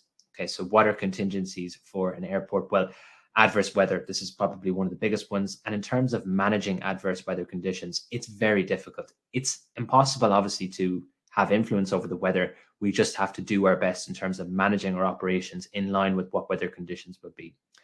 So it says adverse weather requiring an increase in aircraft separation, delayed aircraft disrupting flight schedules, and in-flight emergencies that may require priority over scheduled landings. So, for example, if a flight has an emergency and it has to land as soon as possible, that could create scheduling issues. So again, that creates more constraints for an airport. The runway itself also, in some instances, has to be closed temporarily to check for debris that could damage aircraft. That could be a regulation, but it also may be a good internal control for the airport to carry out. And as well, it doesn't mention it here, but if runways are covered with snow or ice, sometimes they have to be closed down. This has been the case for me. I flew into New York not so long ago, and it was snowing. Okay, so the actual runway had to be de-iced, and it was took a very long amount of time. The runway had to be closed. So it says as well, high winds. Okay, so if there's high winds blowing across the runway, it can make it dangerous to land. Okay, so sometimes the runway has to be temporarily closed as a result. Now, some airports as well, this is another constraint. They're unable to operate for 24 hours a day. And why is that? Because of noise pollution. Okay, so this is really, really important. Because of noise pollution, it is the case for many airports across the world that they cannot run for 24 hours a day. Okay, so local regulations suggest, as it says here, that there's a certain range of hours over which air travel can be permitted. So it says, just as an example, between 10 and 6, so 10 at night, 6 in the morning. And this is really to kind of give local residents a bit of breathing space, okay, so they can go to bed, and not be disturbed. Now, if you look at that range of hours, it really doesn't give them much alleviation from noise pollution, but I suppose that's probably the best that a lot of local regulators could do. So that basically just says that, look, airports that cannot be ran always on a 24-hour basis, and that creates more constraints. Now, some airports, just to note, as it says here, some airports, they do have sufficient capacity to accommodate all of the flights that airlines wish to operate from them. So constraints don't really matter. So for the less busy airports, there isn't much congestion issues. There isn't much of a constraint or capacity issue, okay? And if that is the case, then they just work with the airlines to schedule arrival and departure times, and that's it. Okay, it's not a very difficult thing for airports that are not that busy. However, and this is where we get to landing slots, popular airports often cannot accommodate all of the flights that airlines wish to operate from them. And so they have to restrict availability using a system of granting slots. Okay, so this concept of a slot comes around because of the amount of constraints or the capacity issues for popular airports. So a slot is basically a right to operate a flight. So it gives you the right to operate a flight from a particular airport at a particular time and on a particular day of the week. Okay. Now, in the real world, slots are sold in what's known as pairs. So you're buying the departure time and day, and also the arrival time and day. Okay. And this approach to restricting flights at busy airports, it's a system that's operated globally, and it's a real world system. Okay. So this is something that goes on in the real world, the slot system. Okay. So it gives an airline the right to land and take off, because it's a slot pair, from an airport at a certain time on a certain day. okay? And it says, just to note inside the pre-scene, that each country has its own detailed regulations governing the use and ownership of slots, okay? So in the EU, so within the European Union, there's regulations around slot usage. It previously was the case that the UK adopted these rules. Since Brexit, there's kind of a question as to which rules they adopt, okay? But at the moment, the UK just uses the EU rules to a certain extent, okay? Now, in the real world, slots are worth millions, okay? They are worth millions of pounds or dollars, okay? And just to give you an example, Etihad, which is a very popular airline, their daily slots in Heathrow Airport are valued at £15.1 million each, okay? So people will pay millions for these slots. They are worth an absolute fortune. So we learned a little bit more about slots here. If an airline wishes to start a passenger or cargo service from a busy airport, then it applies to the airport for a slot. If there is a suitable slot, then it can grant it to the airline. Now, just note that once the slot is granted, it belongs to the airline and not the airport, okay? Now, if it is the case that the airport doesn't have any slots, it is possible to buy and sell slots from an exchange, okay? So you can actually buy and sell these slots from an exchange, or you can buy and sell them from individual airlines.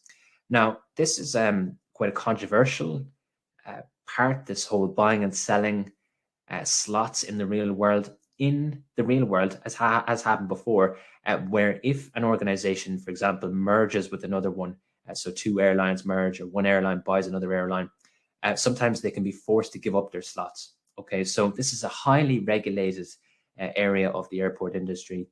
Different regulators have different rules. We'll talk about a few of them in just a few seconds, but it is the case sometimes that slots have to be given up, okay, because of mergers and acquisitions. So there's a lot of rules around this.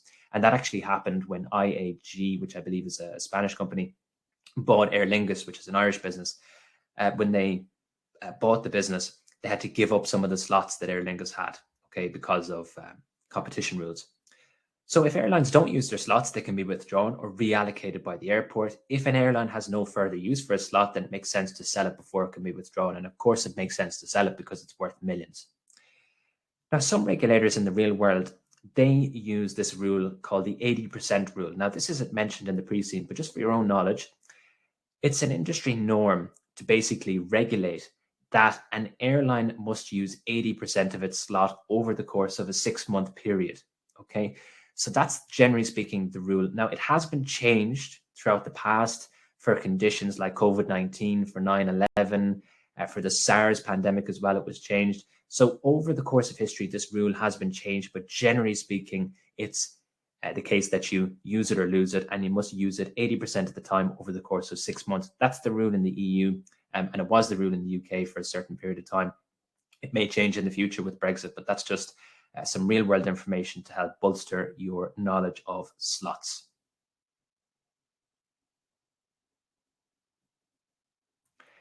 Okay, so here we learn about air traffic control. Okay, so this is a very important part of running an airport, and also it's very important from an airline perspective as well. And this just shows how important these different stakeholders are for an airport, okay?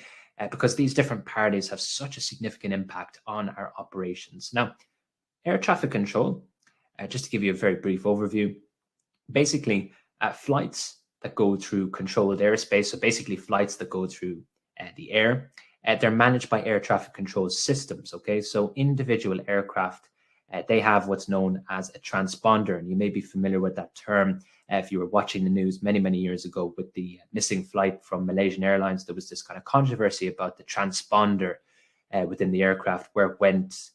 Didn't really give much of a kind of a location for that aircraft, but basically this transponder gives information to people and systems about where an aircraft is, what its altitude is, and its direction of travel, okay? And that's obviously really important if we're looking to control the movement of aircraft, okay?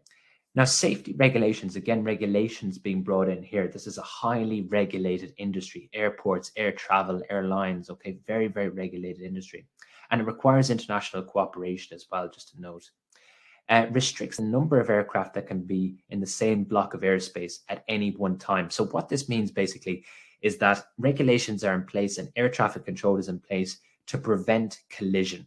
Okay, so it's to stop two aircraft or more from crashing into each other. So if we didn't have air traffic control, airplanes would just be going all over the world, and they may end up just sort of crashing into each other. Okay, so that's why we have air traffic control. It's to ensure that there's no collision risk. Two aircraft don't just kind of crash immediately into each other. Aircraft are going at incredibly high speeds. They're very large. They carry people. Therefore, a collision risk is a massive deal. It's something that we have to manage. Okay, and this is done by national governments. Now, it kind of mentions here the necessity for air traffic control and the sort of role that they play. Okay, so we said that air traffic control, basically the main purpose is to stop collision risks, to stop issues within managed airspace, as it's known. But something that's really important here is that any disruption that occurs in an airport can become cumulative. So what does that mean? That means that if something goes wrong in an airport, it has a massive knock-on impact. So say, for example, there's one aircraft and it's just about to take off and they found a punctured tire. Well, that has an impact on the next flight that's supposed to take off at a scheduled time. That also has an impact on any incoming aircraft. If that flight that's perhaps broken down is a connecting flight, that's going to have an impact on the next flight as well.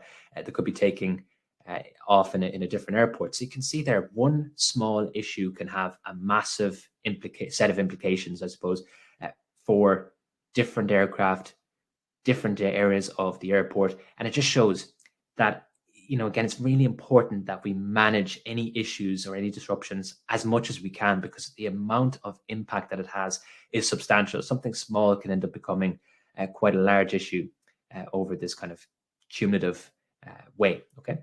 So, for example, they give an example here: incoming long-haul flights that are delayed by bad weather, they will have priority, okay, because they're already in the air, and it may be the case that they need to land before they run out of fuel. Air traffic control might be then forced to delay short-haul flights from taking off in order to prevent congestion. Remember, congestion is an important aspect of an airport, while the delayed long-haul flights are in the landing pattern. Okay, so it just shows air traffic control, their role is to make sure that it's safe. It's safe to fly. People are not going to crash. Okay, there's not going to be any issues. And if they have to delay flights, if they have to change the schedule, they will do that. Safety is paramount, okay, in this industry. So, air traffic control, they don't have any issues, holding back flights if it means that they're prioritizing safety. Okay, air traffic control is managed by national governments, because that may come as a surprise to some of you. The Norland Air Traffic Control Service is responsible for managing the airspace over the whole of Norland and also around the coast. They're 100 kilometers from Norland's coast. Air traffic control is responsible for all in-flight safety matters. Airports cannot direct aircraft that are airborne and cannot instruct aircraft to take off or land without clearance from air traffic control. So that's really, really important, okay? Air traffic control has such a substantial impact on airfield or any airport's operations, okay? So you can see there, that's where it's being demonstrated. Airports do, however, require constant updates from air traffic control in order to manage operations. So we have to work with air traffic control, okay? They are a key stakeholder. They have a tremendous amount of power over our operations, but we also have to work with them as well, because they don't just tell us what to do. We have to work with them in order to ensure efficient operations. And it gives an example there where an incoming flight might be expected to land 40 minutes behind schedule, which could disrupt the airport's plans for parking and unloading that aircraft. And similarly, air traffic control might decide to delay the departure of a particular aircraft because of bad weather. Okay, so air traffic control, they have no issues with holding back aircraft if they feel that it's the safe thing to do.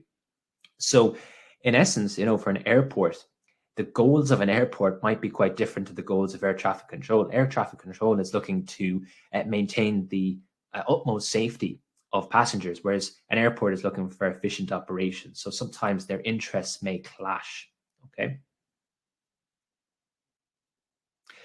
Now, as well, it mentions that airports can receive air traffic control data. Of course, they need that data, but they can't transmit data to air traffic control. So that's quite an interesting point there.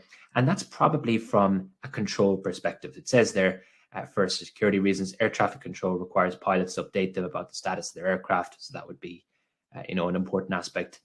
But it's just really an important note there that airports can take air traffic control data, but they can't transmit data. And I think the reason for that is that it could create an issue where perhaps an airport is trying to convince air traffic control, to do a certain thing, whereas air traffic control have to remain unbiased. Okay, their priority is passenger safety. So that's probably a control from a regulator's perspective.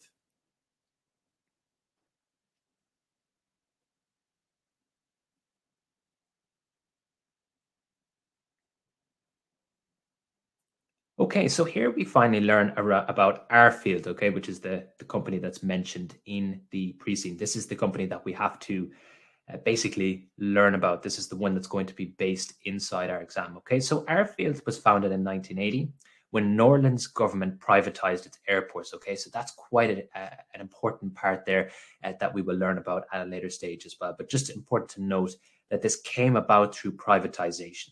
Okay, previously the government owned all the large airports in the country, and the company initially acquired CCI, Capital City International Airport, which was already one of the world's largest airports for both passenger numbers and cargo handling. Now, CCI grew steadily under Airfield's management, and in 2005, the airport built a fourth terminal building. Okay, so there's some expansion going on here. Now, this was quite a while ago, but there is form of expansion going on within the airports, and that could be a potential E3 type question, opening up new terminals, new runways. That could be a key strategic decision for Airfield. Okay, so just something to note.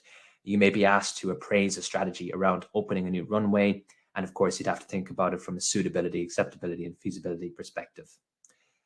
The new terminal was leased in its entirety to Norfly. Okay, so here we see Norfly coming back in, a key stakeholder for the organization, because you can see they're taking an entire terminal that's been constructed or been built by Airfield. Now, Capital City, this is New Orleans capital, okay, as you would expect, Capital City. It's an important financial center and there's a strong demand for flights. It also has it's an important tourist destination as well. So it has some leisure customers coming in. And CCI, the airport that was just mentioned there, Capital City International, reached its limits in terms of operating capacity in 2002. So as we would anticipate, it has to issue slots. So it issued slots to enable airlines to continue their existing services, and no new slots have been available since then. So it's been a long time since slots have been available in this particular airport. Airlines wishing to create new flights from CCI must either reallocate their existing slots or buy them on the open market. And as we know, it costs a lot of money to buy these slots. Okay, so that kind of creates possibly a set of standard airlines or standard customers for this particular airport, because it may be difficult for new customers to get in because of this slot system. Okay, so just something to think about.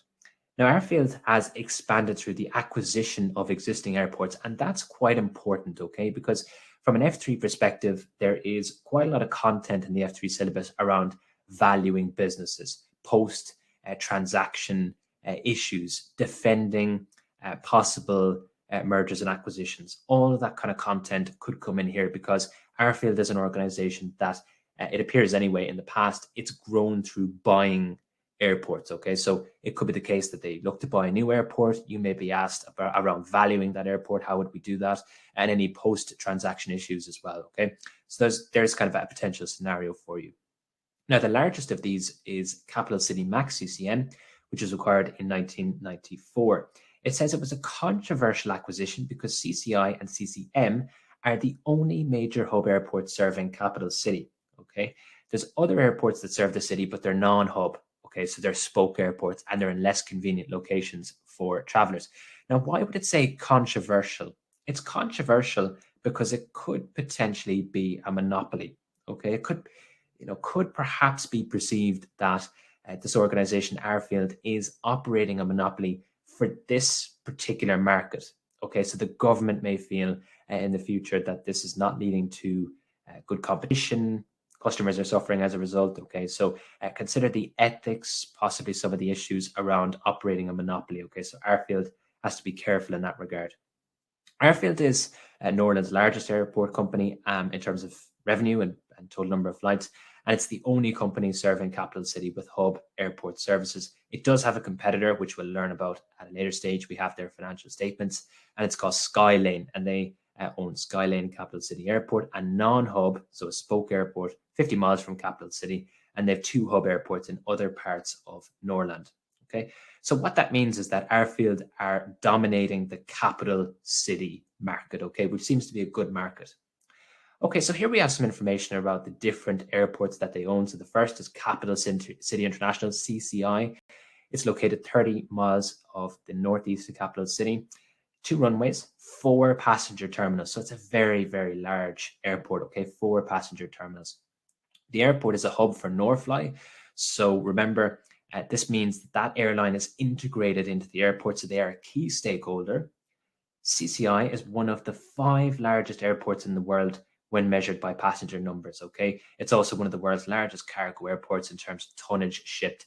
So that's prestigious, okay? That level of size is definitely prestigious. So we have to consider that from the perspective of reputation risk, and also just the fact that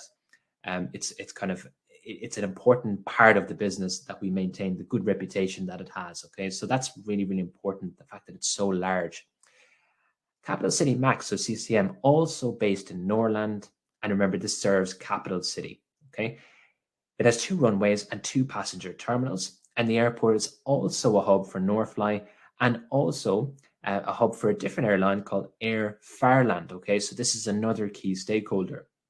CCM is smaller than CCI, but it is also one of the world's 10 largest airports, okay? So a massive airport there, okay? And you can see here there's a bit of a trend. Airfield own large airports, okay? So we have some non-hub airports as well, just one, and it's called Capital City Business, CCB, and this is in Norland, and it services Capital City.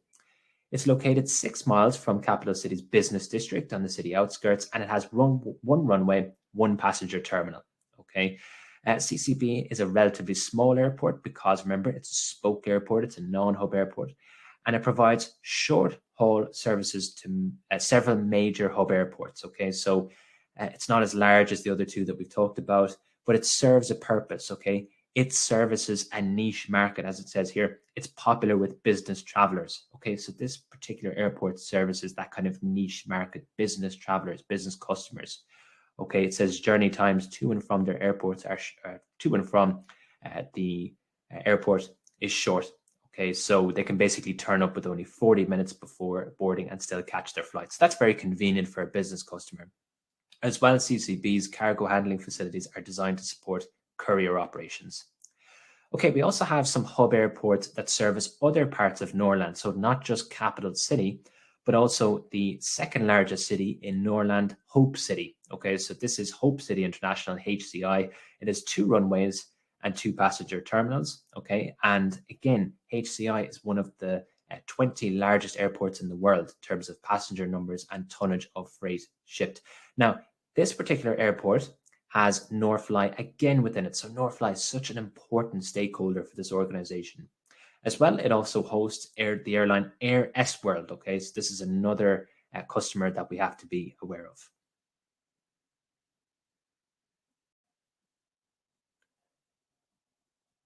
Now, we also have some hub airports outside of Norland. Okay, so remember at the very beginning of the pre-scene analysis, we said there's 4 airports within Norland, 2 outside. Okay, so these are the 2 hub airports outside of Norland. So the first one is Major Link International, MLI, okay, and this is located close to Major City, which is the capital of Estland. So this is based in Estland, okay.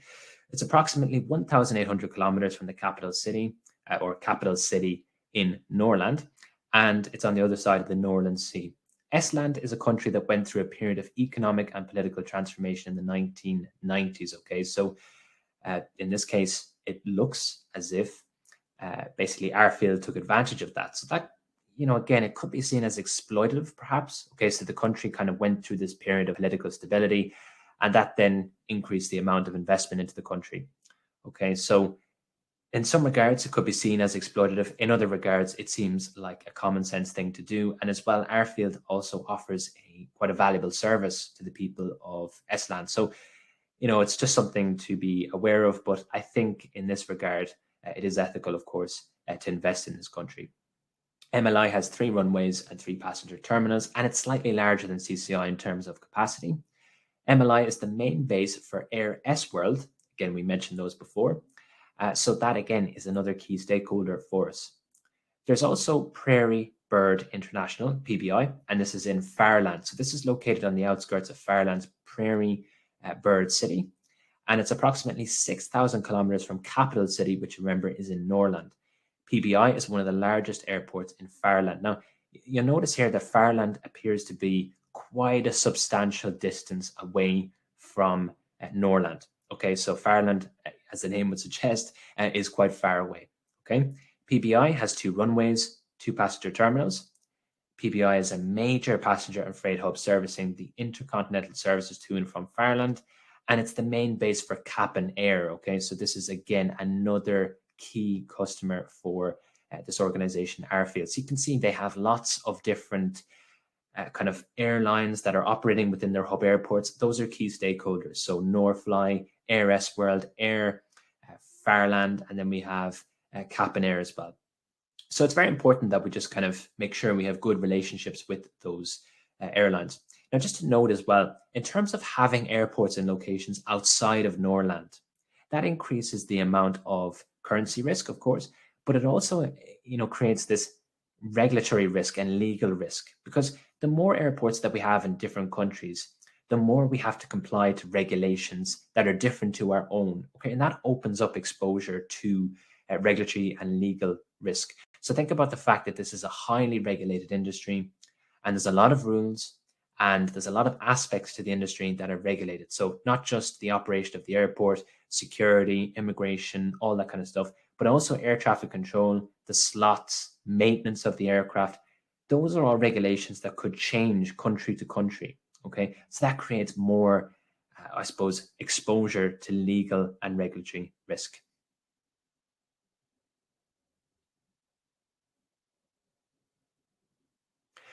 Okay, so here we just get a graphical representation of everything that we were talking about in the few pages that we just went through. And I think it's a really good representation. It just gives you an idea as to what this looks like on a kind of a graphical representation. So what we have is the airfield airports, which are servicing Norrland. Okay, so we have 4. And just to note again that the red circles are the hub airports, and the yellow circles are the spoke airports or the non-hub airports. Remember, the kind of smaller airports, short-haul flights running through those airports. So you can see Capital City International, Capital City Max, and Capital City Business. They are all serving Capital City within Norrland.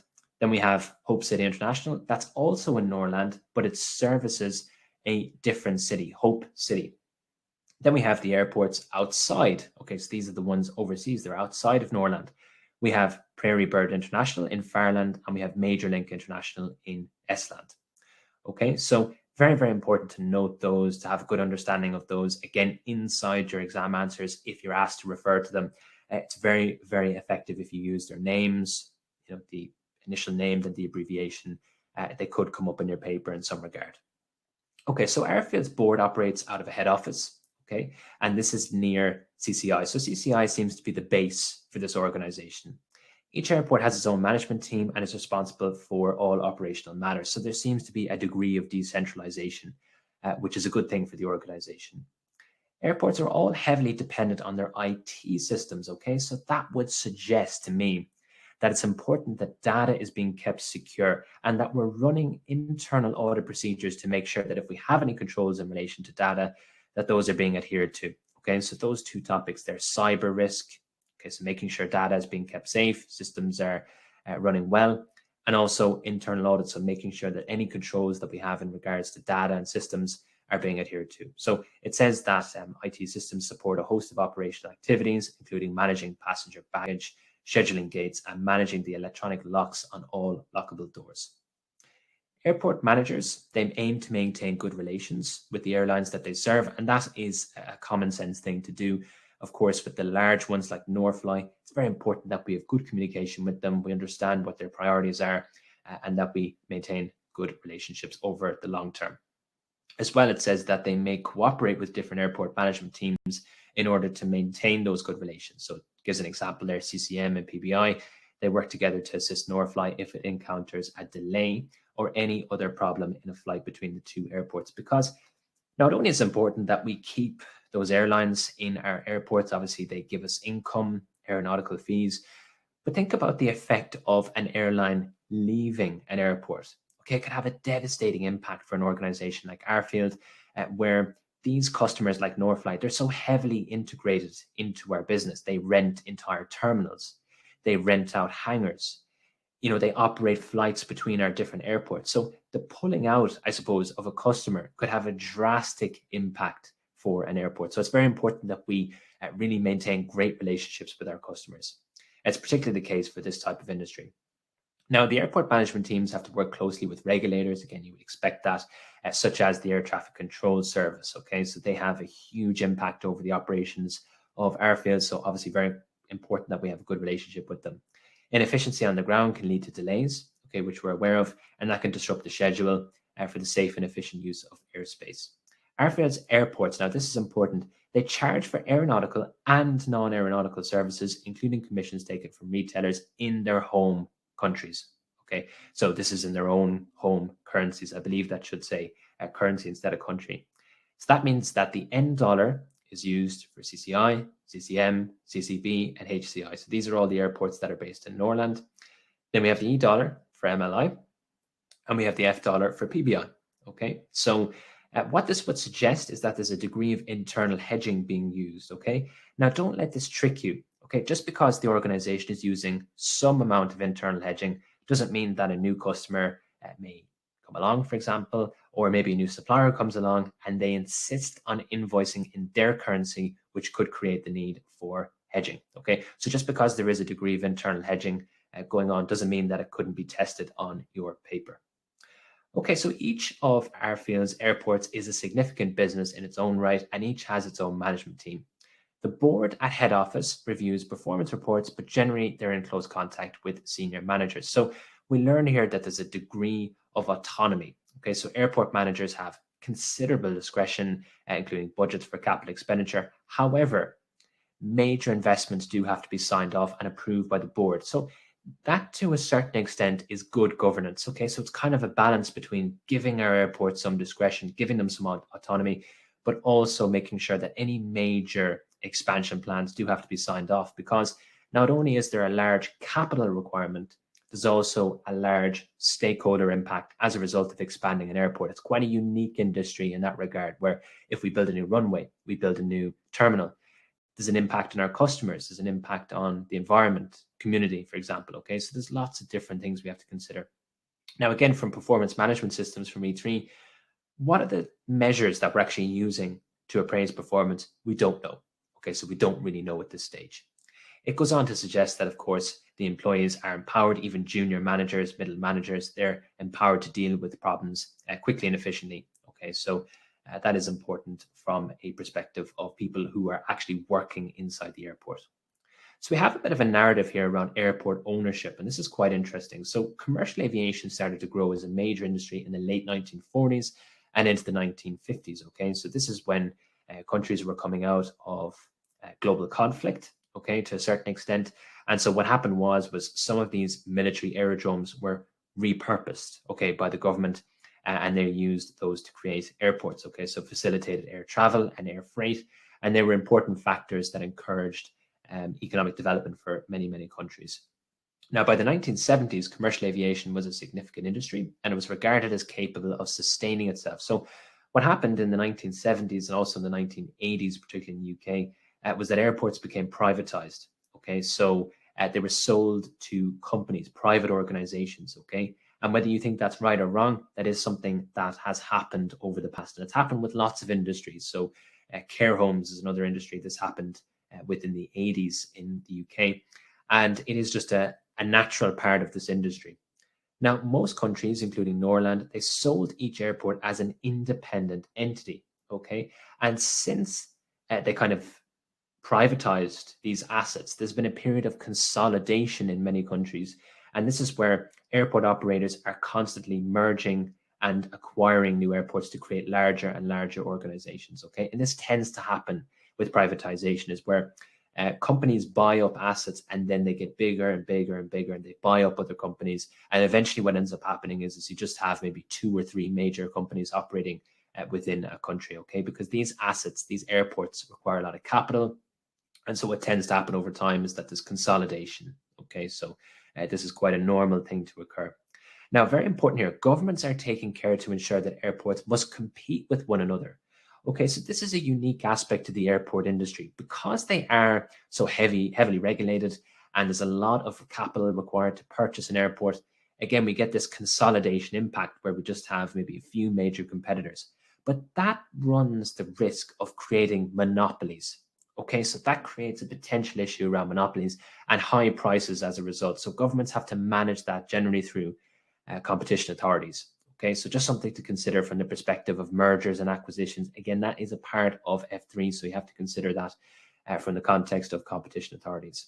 There's several airport operators in Norland, although Airfield and Skylane are the largest, okay, with Airfield owning 4 airports in the country, including both of the hubs that serve capital city. So is it a monopoly? Perhaps. Maybe it's an oligopoly, perhaps. Skylane owns several major airports, including 2 regional hubs.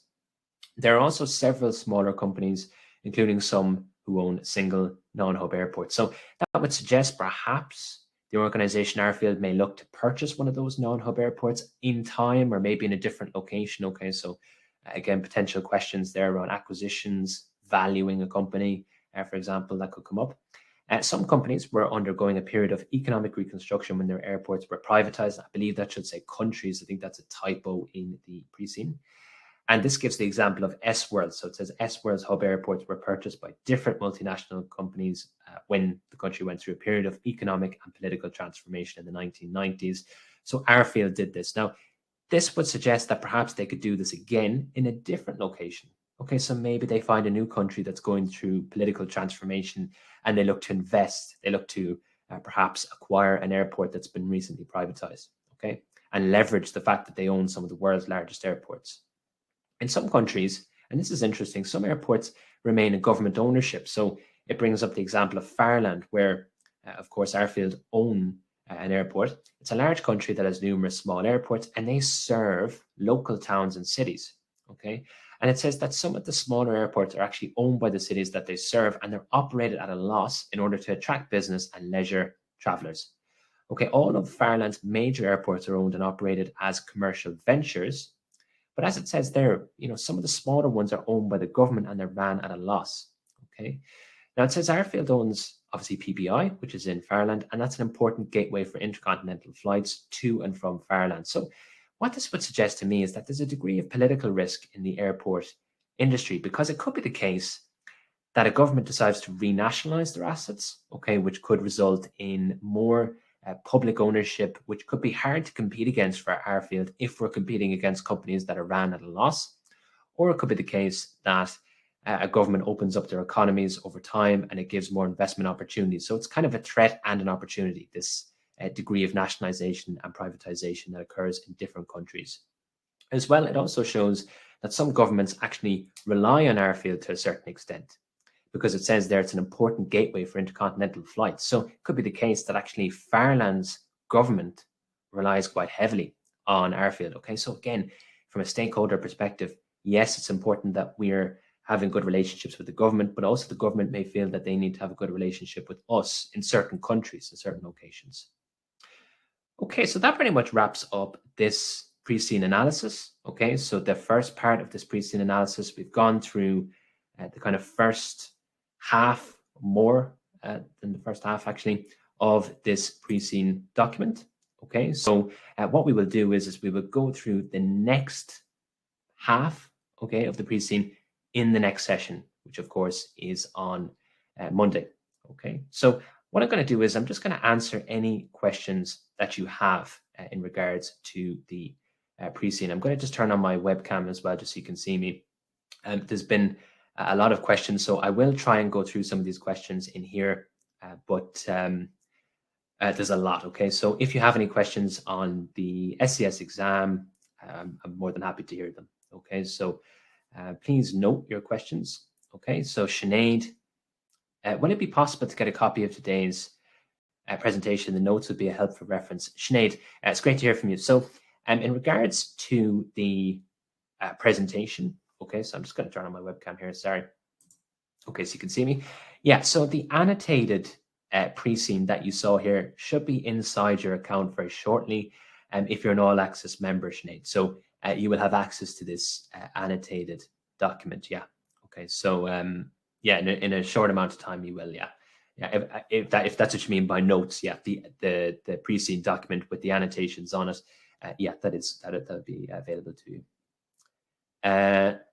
So Maya. Okay. So how different is the MCS with the SCS? Okay, so ask a question.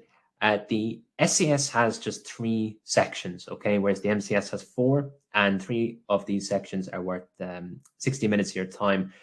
With the MCS, it's 45 minutes per section. So you have to write a lot more, okay? You have to have more developed paragraphs, okay? So that's an important aspect as well. You have to have well drawn out points. You have to consider the strategic elements of the business, okay? So at the MCS level, very often you're explaining a theory, you're applying it to a certain extent to the company, but more so at the strategic level, you have to take a greater step into applying your answer, okay, and being quite involved in the business. You have to understand the industry, you have to understand the pre-scene very well to make sure that your answer is tailored to our field, okay? So the big difference between the MCS and the SCS is you have to write more, you have to be more integrated into the context of the question and the pre-scene as well. And you have to have a good strategic knowledge, okay, for our field, okay? So I see just another question there from Rakeel. Okay, so what real company would you align our field to? Would it be BAA? Yeah, that's a good question, Rakeel. Yeah, it would be. I mean, I personally, because I'm based in the UK, I know this is an international class. I see a lot of people saying I'm in Malaysia, I'm in Australia, I'm in India, and certainly we have a lot of international students, people based in South Africa. So I'm very conscious of that. We're not all based in the UK. But from my perspective, the most close example that I can see in a country that I live in is Heathrow Airport, essentially, which is basically BA. So Rakil, to a certain extent, Heathrow Airport. There are some listed organizations that you can actually look up that are quite closely related to our field as well. So for example, if you're based in New Zealand, I think it's Auckland Airport is a publicly listed airport. There are some Chinese ones as well that you can look up and get some information on. That's quite closely related to our field as well. I think the whole concept of noise pollution, construction of new terminals, it sounds a lot like Heathrow Airport, okay? So we're all familiar, if you're in the UK, with the controversies surrounding Heathrow Airport. So basically, Heathrow Airport is in a part of London, I suppose, called Uxbridge, or not Uxbridge, Hounslow, okay, and they're thinking of constructing a new runway. That's going to cause a lot of controversy. There's been a lot of issues associated with it. So it just sounds a lot like, kind of Heathrow Airport, BA. Yeah. Okay, so Anthony, hopefully that answers your question. It does sound a lot like kind of Heathrow Airport, BA, that kind of stuff. And previously, of course, BAA used to have lots of airports across the UK, and the government said you can't do that anymore, and they broke up the industry. So this whole interaction with competition authorities does sound a lot like Heathrow in its journey. Okay, so previously BA, now Heathrow, because they broke it up into different companies. Sorry. Okay, so Kennedy, how can I beat the time? My challenge has always been with time. Kennedy, it's a good question. So, the SCS exam is a bit different. So in the case of the MCS, personally, I feel like you're more pushed for time in the MCS paper, okay? At the SCS, though, it's important that you have a time plan, okay? So I would suggest, again, every question is different. This is very general advice. If you're doing the elite courses, we spend a good bit of time on this. But I would suggest that it takes you maybe 8 minutes to read through a question for the SCS paper, which of course leaves you with 52 minutes left.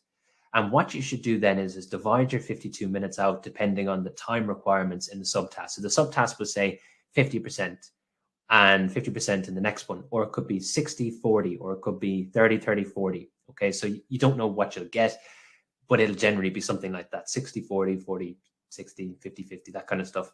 And you use that to apportion your time. So you multiply 52 by 50%, okay, and that will give you the amount of time you need to spend on that subtask. The next step then is you have to stick to that, okay, and that's very difficult, Okay, so Kennedy, it's very, very difficult to stick to those timings. I fully appreciate that. It's easy for me to say you should just have those timings there and that's it.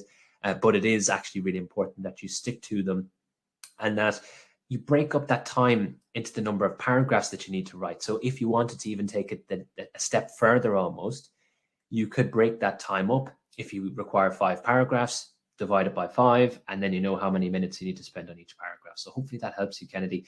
Practicing with mock papers is really good as well. You eventually get quite quick at reading through questions, which helps save time, writing your answer, generating ideas. The more practice you do, generally, the quicker you get. Okay, so that's important. Okay, so Rohit, so what is a great way to understand this industry? Well, that's a good question, okay, and you're right to ask it because it is quite a detailed industry. It's quite an interesting industry, okay? So I think this particular strategic paper was quite good. Certainly, engaging, something we can relate to. Where would you get information? Well, the first thing is that if you're an all access member, there's an industry analysis tomorrow. Okay, so that's a class that takes all the work out of it for you, so you don't have to do any major research. And that's led by Hugo Newman. He's a great tutor. He's a very, very great tutor on this particular topic of industry analysis. And he's really good at breaking it down and showing you some real world examples. I reference some real world examples, but honestly, his is much more comprehensive. Okay. The next thing you can do, Rohit, if you're not an all access member, is you can look up a publicly listed organization that's similar to this one. Okay, or you can look at a private one, but obviously the information is restricted. So as people have been saying in the comments, why not look up BAA as an organization and just see what have they done over the last few years? If you type Heathrow Airport into something like Wikipedia, it'll bring up the history of the company, and you'll see that previously it was this kind of conglomerate of different airports across the UK, and it got broken up, and that's that's interesting. As well, if you look at, as we mentioned, the Auckland airport, that is a listed organization that you can see what their financials look like. You can compare them perhaps against this organization's in terms of the ratios. You could look at some news that's come up. So maybe go into your favorite news website, a reputable one, okay, maybe a business-based one, something like Bloomberg or Yahoo Finance, and you could type in airports, okay? Now, the issue, though, to be honest with you, Rohit, is that at the moment, everyone's talking about COVID and airports, which is kind of frustrating, okay, because we've said, try to ignore COVID a little bit for airports. But of course, all the news at the moment is around COVID and airports and how it's affecting air travel. So it may be difficult to get some information that's without COVID, okay? So perhaps maybe limit your search to before 2020. As well, if you want, type in things like air traffic control, air slots, these kind of slots. They're managed by a international group that's based in Geneva, the whole airport slot business. It's quite interesting. There's lots of details on that. In your particular country, you may be able to access the rules and regulations around airport slots and air traffic control. So why not have a look at that? I looked at the ones for the UK yesterday. They're quite clear, okay, quite interesting. Again, something to have a look at. Anna, okay, so great to hear from you, Anna. Does the SCS come with having to show off more creativity and ideas for expansion? Not necessarily, okay. So it's a good question, very good question. No, to a certain extent, you just have to understand the context so that your answer makes sense, essentially, okay. So what at the strategic level, what they don't want to see, what the examiner doesn't want to see, basically, is an answer that you could have just taken from a textbook and given for any company at all, okay? So that's not what, not something we want to see at all. Okay, so that's why it's important to understand the context so that your answer makes sense. Okay, so for some things like this particular company, some aspects of F3, P3, and E3 just don't make sense. They don't really add up, okay? So what's important is that you understand the pre-scene so that your answer makes sense in this context. Okay, and that's what the examiner likes to see. They like to see that you've taken the time to look at this and go, well, from this perspective for F3, for example, valuing businesses, using non-current assets to value a business, okay, it kind of makes sense in this particular case because they're so heavy with non-current assets. As well, if we're looking to get debt finance, if you bring up the fact that perhaps, we would use buildings or runways or equipment as collateral, that makes sense, okay? Whereas intangible assets, for example, using the CIV technique, it doesn't really make much sense for an airport, okay? So those kind of things just you have to be mindful of. In terms of creativity, you don't need to have massive levels of creativity, if I'm being honest. It's very often the case that you won't be asked to give a proposal for a strategy. SEMA will give you a strategy. They've taken the creativity out of it for you, and then you're asked to sort of appraise it. So, suitability, feasibility, acceptability. So hopefully that answers your question. Not really in terms of creativity, not too much. Ideas for expansion, great to have them, but I think SEMA will give them to you, and then you have to give a kind of a response to it. Okay, so Sudakar, okay, I'm very sorry if I mispronounced your name. Hopefully I didn't, okay. The pre-scene seems quite exhaustive. How do we prepare for the exam? Any tips, please? Yeah, it's ginormous. I really appreciate that. Yeah, it's probably the biggest one we've ever seen, guys. It's absolutely massive. It's 37 pages long, so it's huge. Yeah. How do you prepare for it? Well, you have to read through it. Of course, it's important that you do these sessions, okay, and that's great to see your attendance and that you're engaged. You're asking a question. That's fantastic. But of course, you do have to read through it in your own time, okay? So make sure you're going through this in your own time. You're annotating it, you're making notes. How do you prepare for the exam? Well, you go through the content, okay? So you have to be good at E3, P3, and F3. There's no escaping that. So what I recommend is if you're an all-access member, go through your videos, go through the textbook. If you're not, use whatever materials you have, and just constantly be checking to see how could I apply this content to our field. Remember, application is key for this business. I'd also suggest looking at the exam papers as well. Get a feel for what it looks like. See what questions come up. Okay, how is the paper structured? If you've never sat the SCS paper before, I don't really know your background, if I'm being honest, but if you've never sat the paper before, it's very important that you get a feel for what it looks like and the type of questions that come up. Okay, so I would recommend doing that as well. Okay, so Dakar, more mock attempts would be helpful, I guess. Yeah, definitely it would be. So when I did my SCS, this is not something I recommend people do. I did 12 mock papers, okay? So that's not something I would recommend people do. But over time, you get better at writing, you get better at generating ideas. I probably was excessive, okay, many years ago. But that just gives you an example of how much practice, how serious I think practice is for this particular exam, okay? So there's 5 mock papers available from Viva. I think that's a good amount to do. If you wanted to do more, you could, of course, go to another provider if you wanted to do that. It's totally up to you. Okay, so Pradeep, with changes happening, pressure through environmental concerns, revenue will reduce, possibly large airports will go through less requirements. Yeah, I mean, that's the thing, isn't it? So, you're totally right. There's going to be more environmental concerns for the business, and we'll learn a bit more about that in part 2. But yeah, think about it. For an airport, how do they deal with the fact that their business is inherently bad for the environment? Okay, there's nothing that they can do to completely turn it around. Inherently, an airport requires road transport, sometimes rail transport. It has aircraft, a massive generator of carbon emissions. It has noise pollution. So, airports provide an essential service to many different countries, especially island nations. However, there's massive externalities, as they're known, okay? So there's massive impacts that they cause for the local community and the environment. So how does an airport manage that? To an extent, they can only do so much, okay? And that's the narrative of our field, I think, personally. That's what I got from this. Declan, great to hear from you, Declan. Is there any particular reason why the pre-scene has more information than the recent past SCS pre-scenes? My opinion on this, Declan, it's a good observation, and I appreciate that you've found the same you've got the same impression that I did. When I saw it, I went, it's absolutely massive. Why is it so big?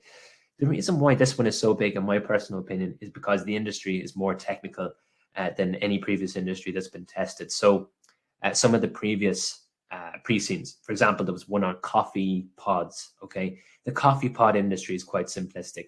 It is an interesting industry, but it's a case of putting coffee in a pod, and the pod goes into a machine. And of course, you can elaborate more on that, but there aren't many rules around that. There's not many regulators for that particular industry. This industry is complex, okay? And so what SEMA have done, in my opinion, is that they've taken the assumption that the student has no prior knowledge of airports or air travel. So they've given you as much information as possible so you can understand the industry. You have to remember that SEMA is trying to cater to every single possible student, regardless of location. So some people may not be familiar with some of the aspects that we went through, such as runways, what an airport is like when you go into it, you check in, all that kind of stuff. So, SEMA is trying to be fair in that regard and give people as much information as possible. So no one has an unfair advantage, Declan. I think that's the reason, okay, but that's just speculation. So don't quote me on that. But hopefully that gives you a bit of a reason. I don't think it's because of COVID or anything like that. I don't think that's the case, okay? Some people have speculated that. Kennedy, what's your best recommendation for typing speed? That's a good question, Kennedy. There is a typing tool that you can use to improve your typing speed, okay? We recommend people use it if they are perhaps maybe not quick with typing, because obviously this exam is typed. So it's important that you're quick with typing, that you're able to get through the answer with relative ease. There is a tool, the free tool called KeyBR. I've just put the link in there. If you want to practice that for 15 minutes a day, it should help improve your typing speed. My personal recommendation is that you do practice every day. Don't just do it once and then leave it, okay? And any practice that you do in terms of, sessions that you're running by yourself and you're answering your own questions, or maybe you're going through exam papers, type them instead of writing them.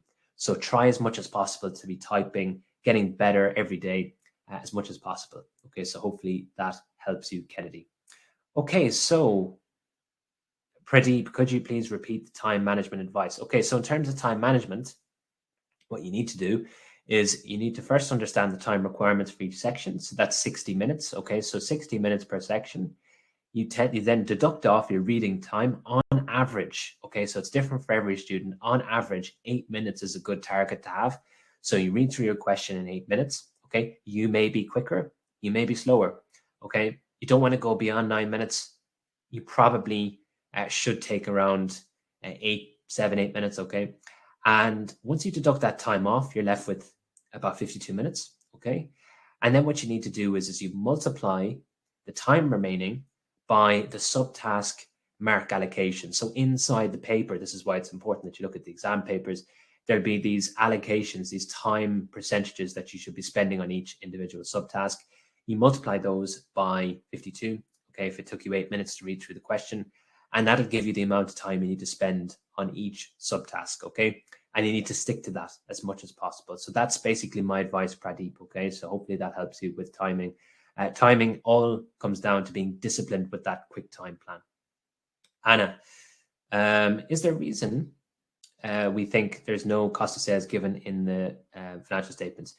Yeah, good observation, Anna. And actually, this is becoming more common for the preceding documents, that they have no cost of sales, which means we don't have the capability to calculate gross profit margins. Yeah, the reason for it, to be honest with you, is that in some industries, there is no cost of goods sold. Now, cost of goods sold is an arbitrary allocation. So for some businesses, people feel as if some costs are operating expenditure and some costs are cost of goods sold. So in your particular industry, I don't know what it's like, but I used to work in retail, and cost of goods sold would generally be, it was a clothing business, so it was buying clothes and stuff like that. Okay, so it was the actual physical purchase of clothes. And then operating expenditure would be things like rent, cleaning, security. In some industries, they just completely ignore cost of goods sold. And I think in the airport industry, there is no goods sold necessarily. It's more so renting out space, fees, passenger fees. So there is no real cost of goods sold. There's not much inventory in this industry. So I would suggest the reason why there's no cost of goods sold is because the business in this case has arbitrarily decided that they don't have a cost of goods sold, and they've put everything into operating expenses. It's not something to be too concerned about. Just that you have to note that the operating profit margin is obviously an important KPI because there is no gross profit margin. So it's just to do with classifications. Okay, you see this actually quite often with certain industries like this. There have been industries in the past in the case studies that are more service based. The previous case study paper, which was for KCTP, I don't think they had a cost of goods sold as well because they were renting out units. So it just depends on the industry, Anna, but it certainly isn't a mistake or anything like that. Okay, so Dakar, would the study of Heathrow be useful for this case study? Yeah, I mean, just spend a few minutes. You don't have to spend loads of time on it, but yeah, have a read up on it. It's an interesting story. It's an interesting narrative, okay, for an airport. Some of the issues that they're facing, perhaps this company could face something similar. So yeah, worth having a look at. But a quick look. Don't spend too much time on it, but certainly something that is worth looking at. Yeah. Right. Thanks, that was helpful. No problem at all. Sharon, okay, great to hear from you, Sharon. Is it worth going back over past papers to understand how to answer, or will you cover this on the Elite course? Okay, so Sharon, yeah, I will certainly be answering that question in greater detail inside the Elite course, and we'll be looking at fresh questions, so questions that have been written by me and they're not available anywhere else.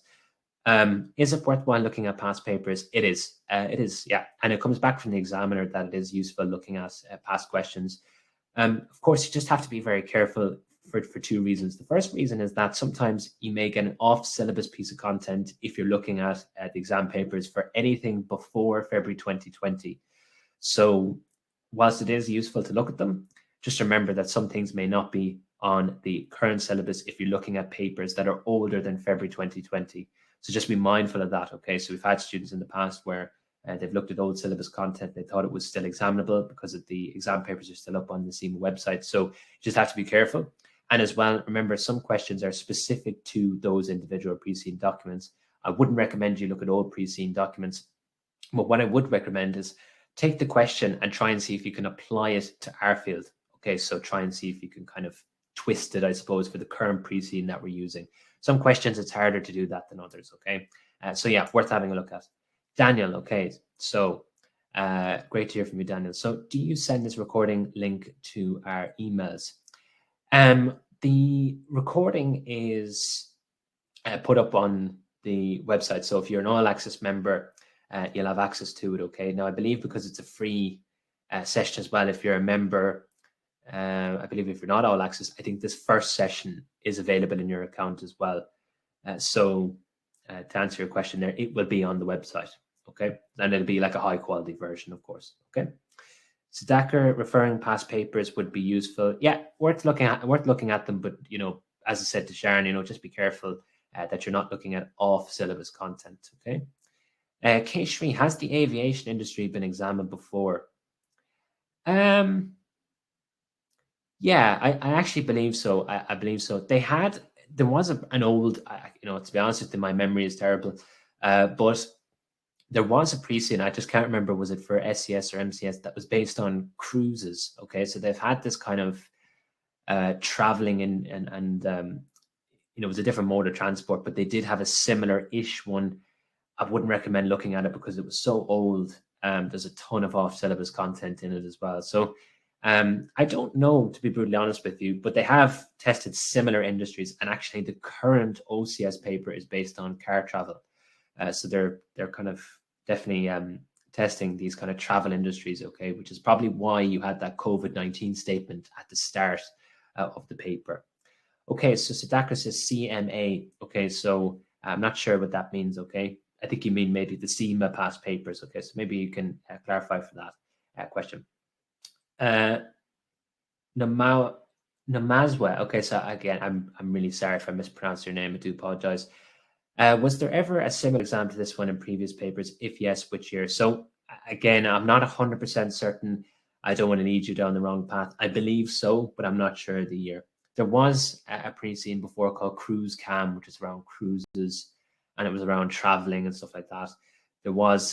There is a current pre-SCS for the OCS called Accelerate, which is based on car rentals, which is sort of in the same kind of industry, somewhat traveling, but a little bit different, obviously. So earlier pre-SCS documents, I just want to note, actually be very careful with this. It has happened before where there was, at one level, there was a gym tested, okay? Gyms have been tested for some reason loads of times. And there was, at a different level, another gym pre-SCS at a previous point in time. And students thought that questions would be repeated from the previous kind of industry case, okay? So I would suggest that you ignore previous pre-SCS documents, okay? It has no real bearing on this one, okay? But I would recommend looking at past papers from a content and question and layout perspective, okay? how many words per minute is good, okay? So it depends, okay? In terms of typing, I think like 70 is a good speed to have, but in terms of relevant words for this exam, quality is more important than quantity. So if you're talking about the exam, I don't know, in terms of typing speed, 70 is a good target to aim for.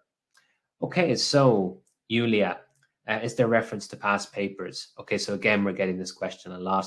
I would suggest you ignore past preceding documents. Again, it caused issues for students in a previous sitting for MCS where they tried looking at a different preceding document that was based in the same industry, and then subsequently different questions came up.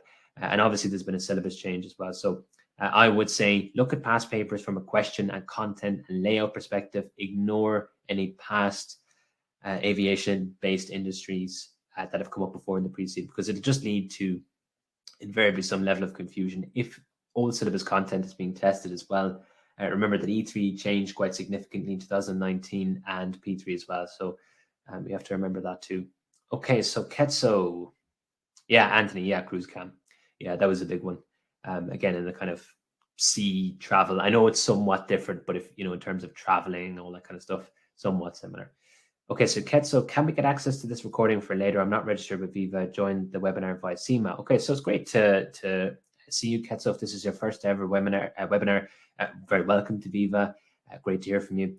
What I would suggest you do is you make an account, make a free account with Viva, and I think it'll be inside that account, regardless of whether you're all access, and then you can pay to unlock the rest of the content. So I think that's this webinar will be inside. So Ketso, my suggestion to you is that you make a free account, okay, and it'll be inside. That's my suggestion, okay? Anthony, yeah, thanks for that. Sam, ideas to improve English. I think in the space of time, it's probably not feasible to really significantly improve your level of English over the course of 6 or 7 weeks. But if you wanted to improve your English, I mean, there are apps out there. Babbel, for example, is an example of an app that people are using to help improve their language skills. As well, getting your paper reviewed. Typing speed is something that's quite, it's relatively easy to fix over a reasonably short period of time. But in terms of improving English, I don't know, Sam, to be honest with you. I think, maybe, again, Babbel. I don't want to plug any apps, but that might be a good way. As well, just going through the content, generating answers, practicing writing, and then getting it reviewed by someone professionally, whether that's us or someone else. Okay, so try and get it reviewed, get it corrected, and you might find that you'll have some areas you need to improve on. But in a short period of time, just remember, Sam, that with the case study exams, that there's students across the world sitting these exams. Okay, so there's people in Bangladesh, there's people in China, there's people in Spain, there's people in Portugal, Germany. We've had students in Vietnam, Cambodia, Canada, USA. I have lots of students in France.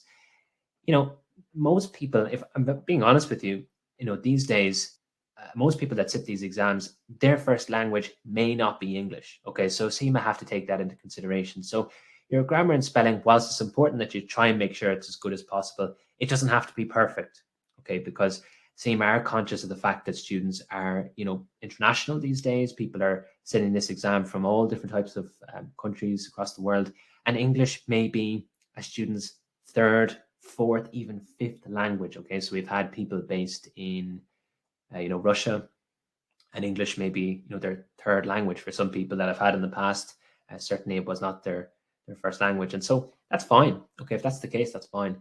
You just have to do what you can. Okay, so that's hopefully that helps you. Hopefully that gives you some alleviation in that regard. Okay, Siddhartha, do we have to give recommendation? No, you don't always have to give recommendation. That's a good question. Only give a recommendation when you're asked for one. Okay, so that's a big pitfall for students. They tend to give recommendations when they're not asked for them. Okay, so don't worry too much about recommendations. If the question says evaluate, or specifically it says recommend, sometimes it can be good to give your input, but don't write a massive recommendation for no reason, if you know what I mean. Okay, so it is important just to remember it depends on the question. If the question specifically says recommend 4 hedging strategies for this organization to use as a result of a supplier contract, then you can say, yeah, I recommend that we use a forward contract. I recommend that we use this. If you're asked for some input on ethics, generally what happens is you'll be given a situation where you'll have to analyze it from an ethical perspective, and you have the 5 principles of the SCS Code of Ethics. And what you'll do is you'll just give your input. Okay, that's fine. Integrity, objectivity, confidentiality, professional behavior, professional competence, and due care. So you go through each of those. However, at the end, you may decide to go, having reviewed all of these different parts of the SCS Code of Ethics, I believe this situation or this particular dilemma or this decision, the strategy, proposal is unethical or it's ethical. So it depends on the question, okay? The question will guide you. It will normally ask you for a recommendation or your advice or your input. That prompts you for a recommendation, okay? So not every question. Okay, so hopefully that helps you. Okay, so the last few questions, guys, I'm conscious of everyone's time, and I'm really grateful, okay? Honestly, I say this, I'm really grateful that we've had so many students turn up for this session, and we're all coming from different parts of the world, so I'm conscious of time zones. Some of you, it's very late at night. Some of you, it's extremely early in the morning.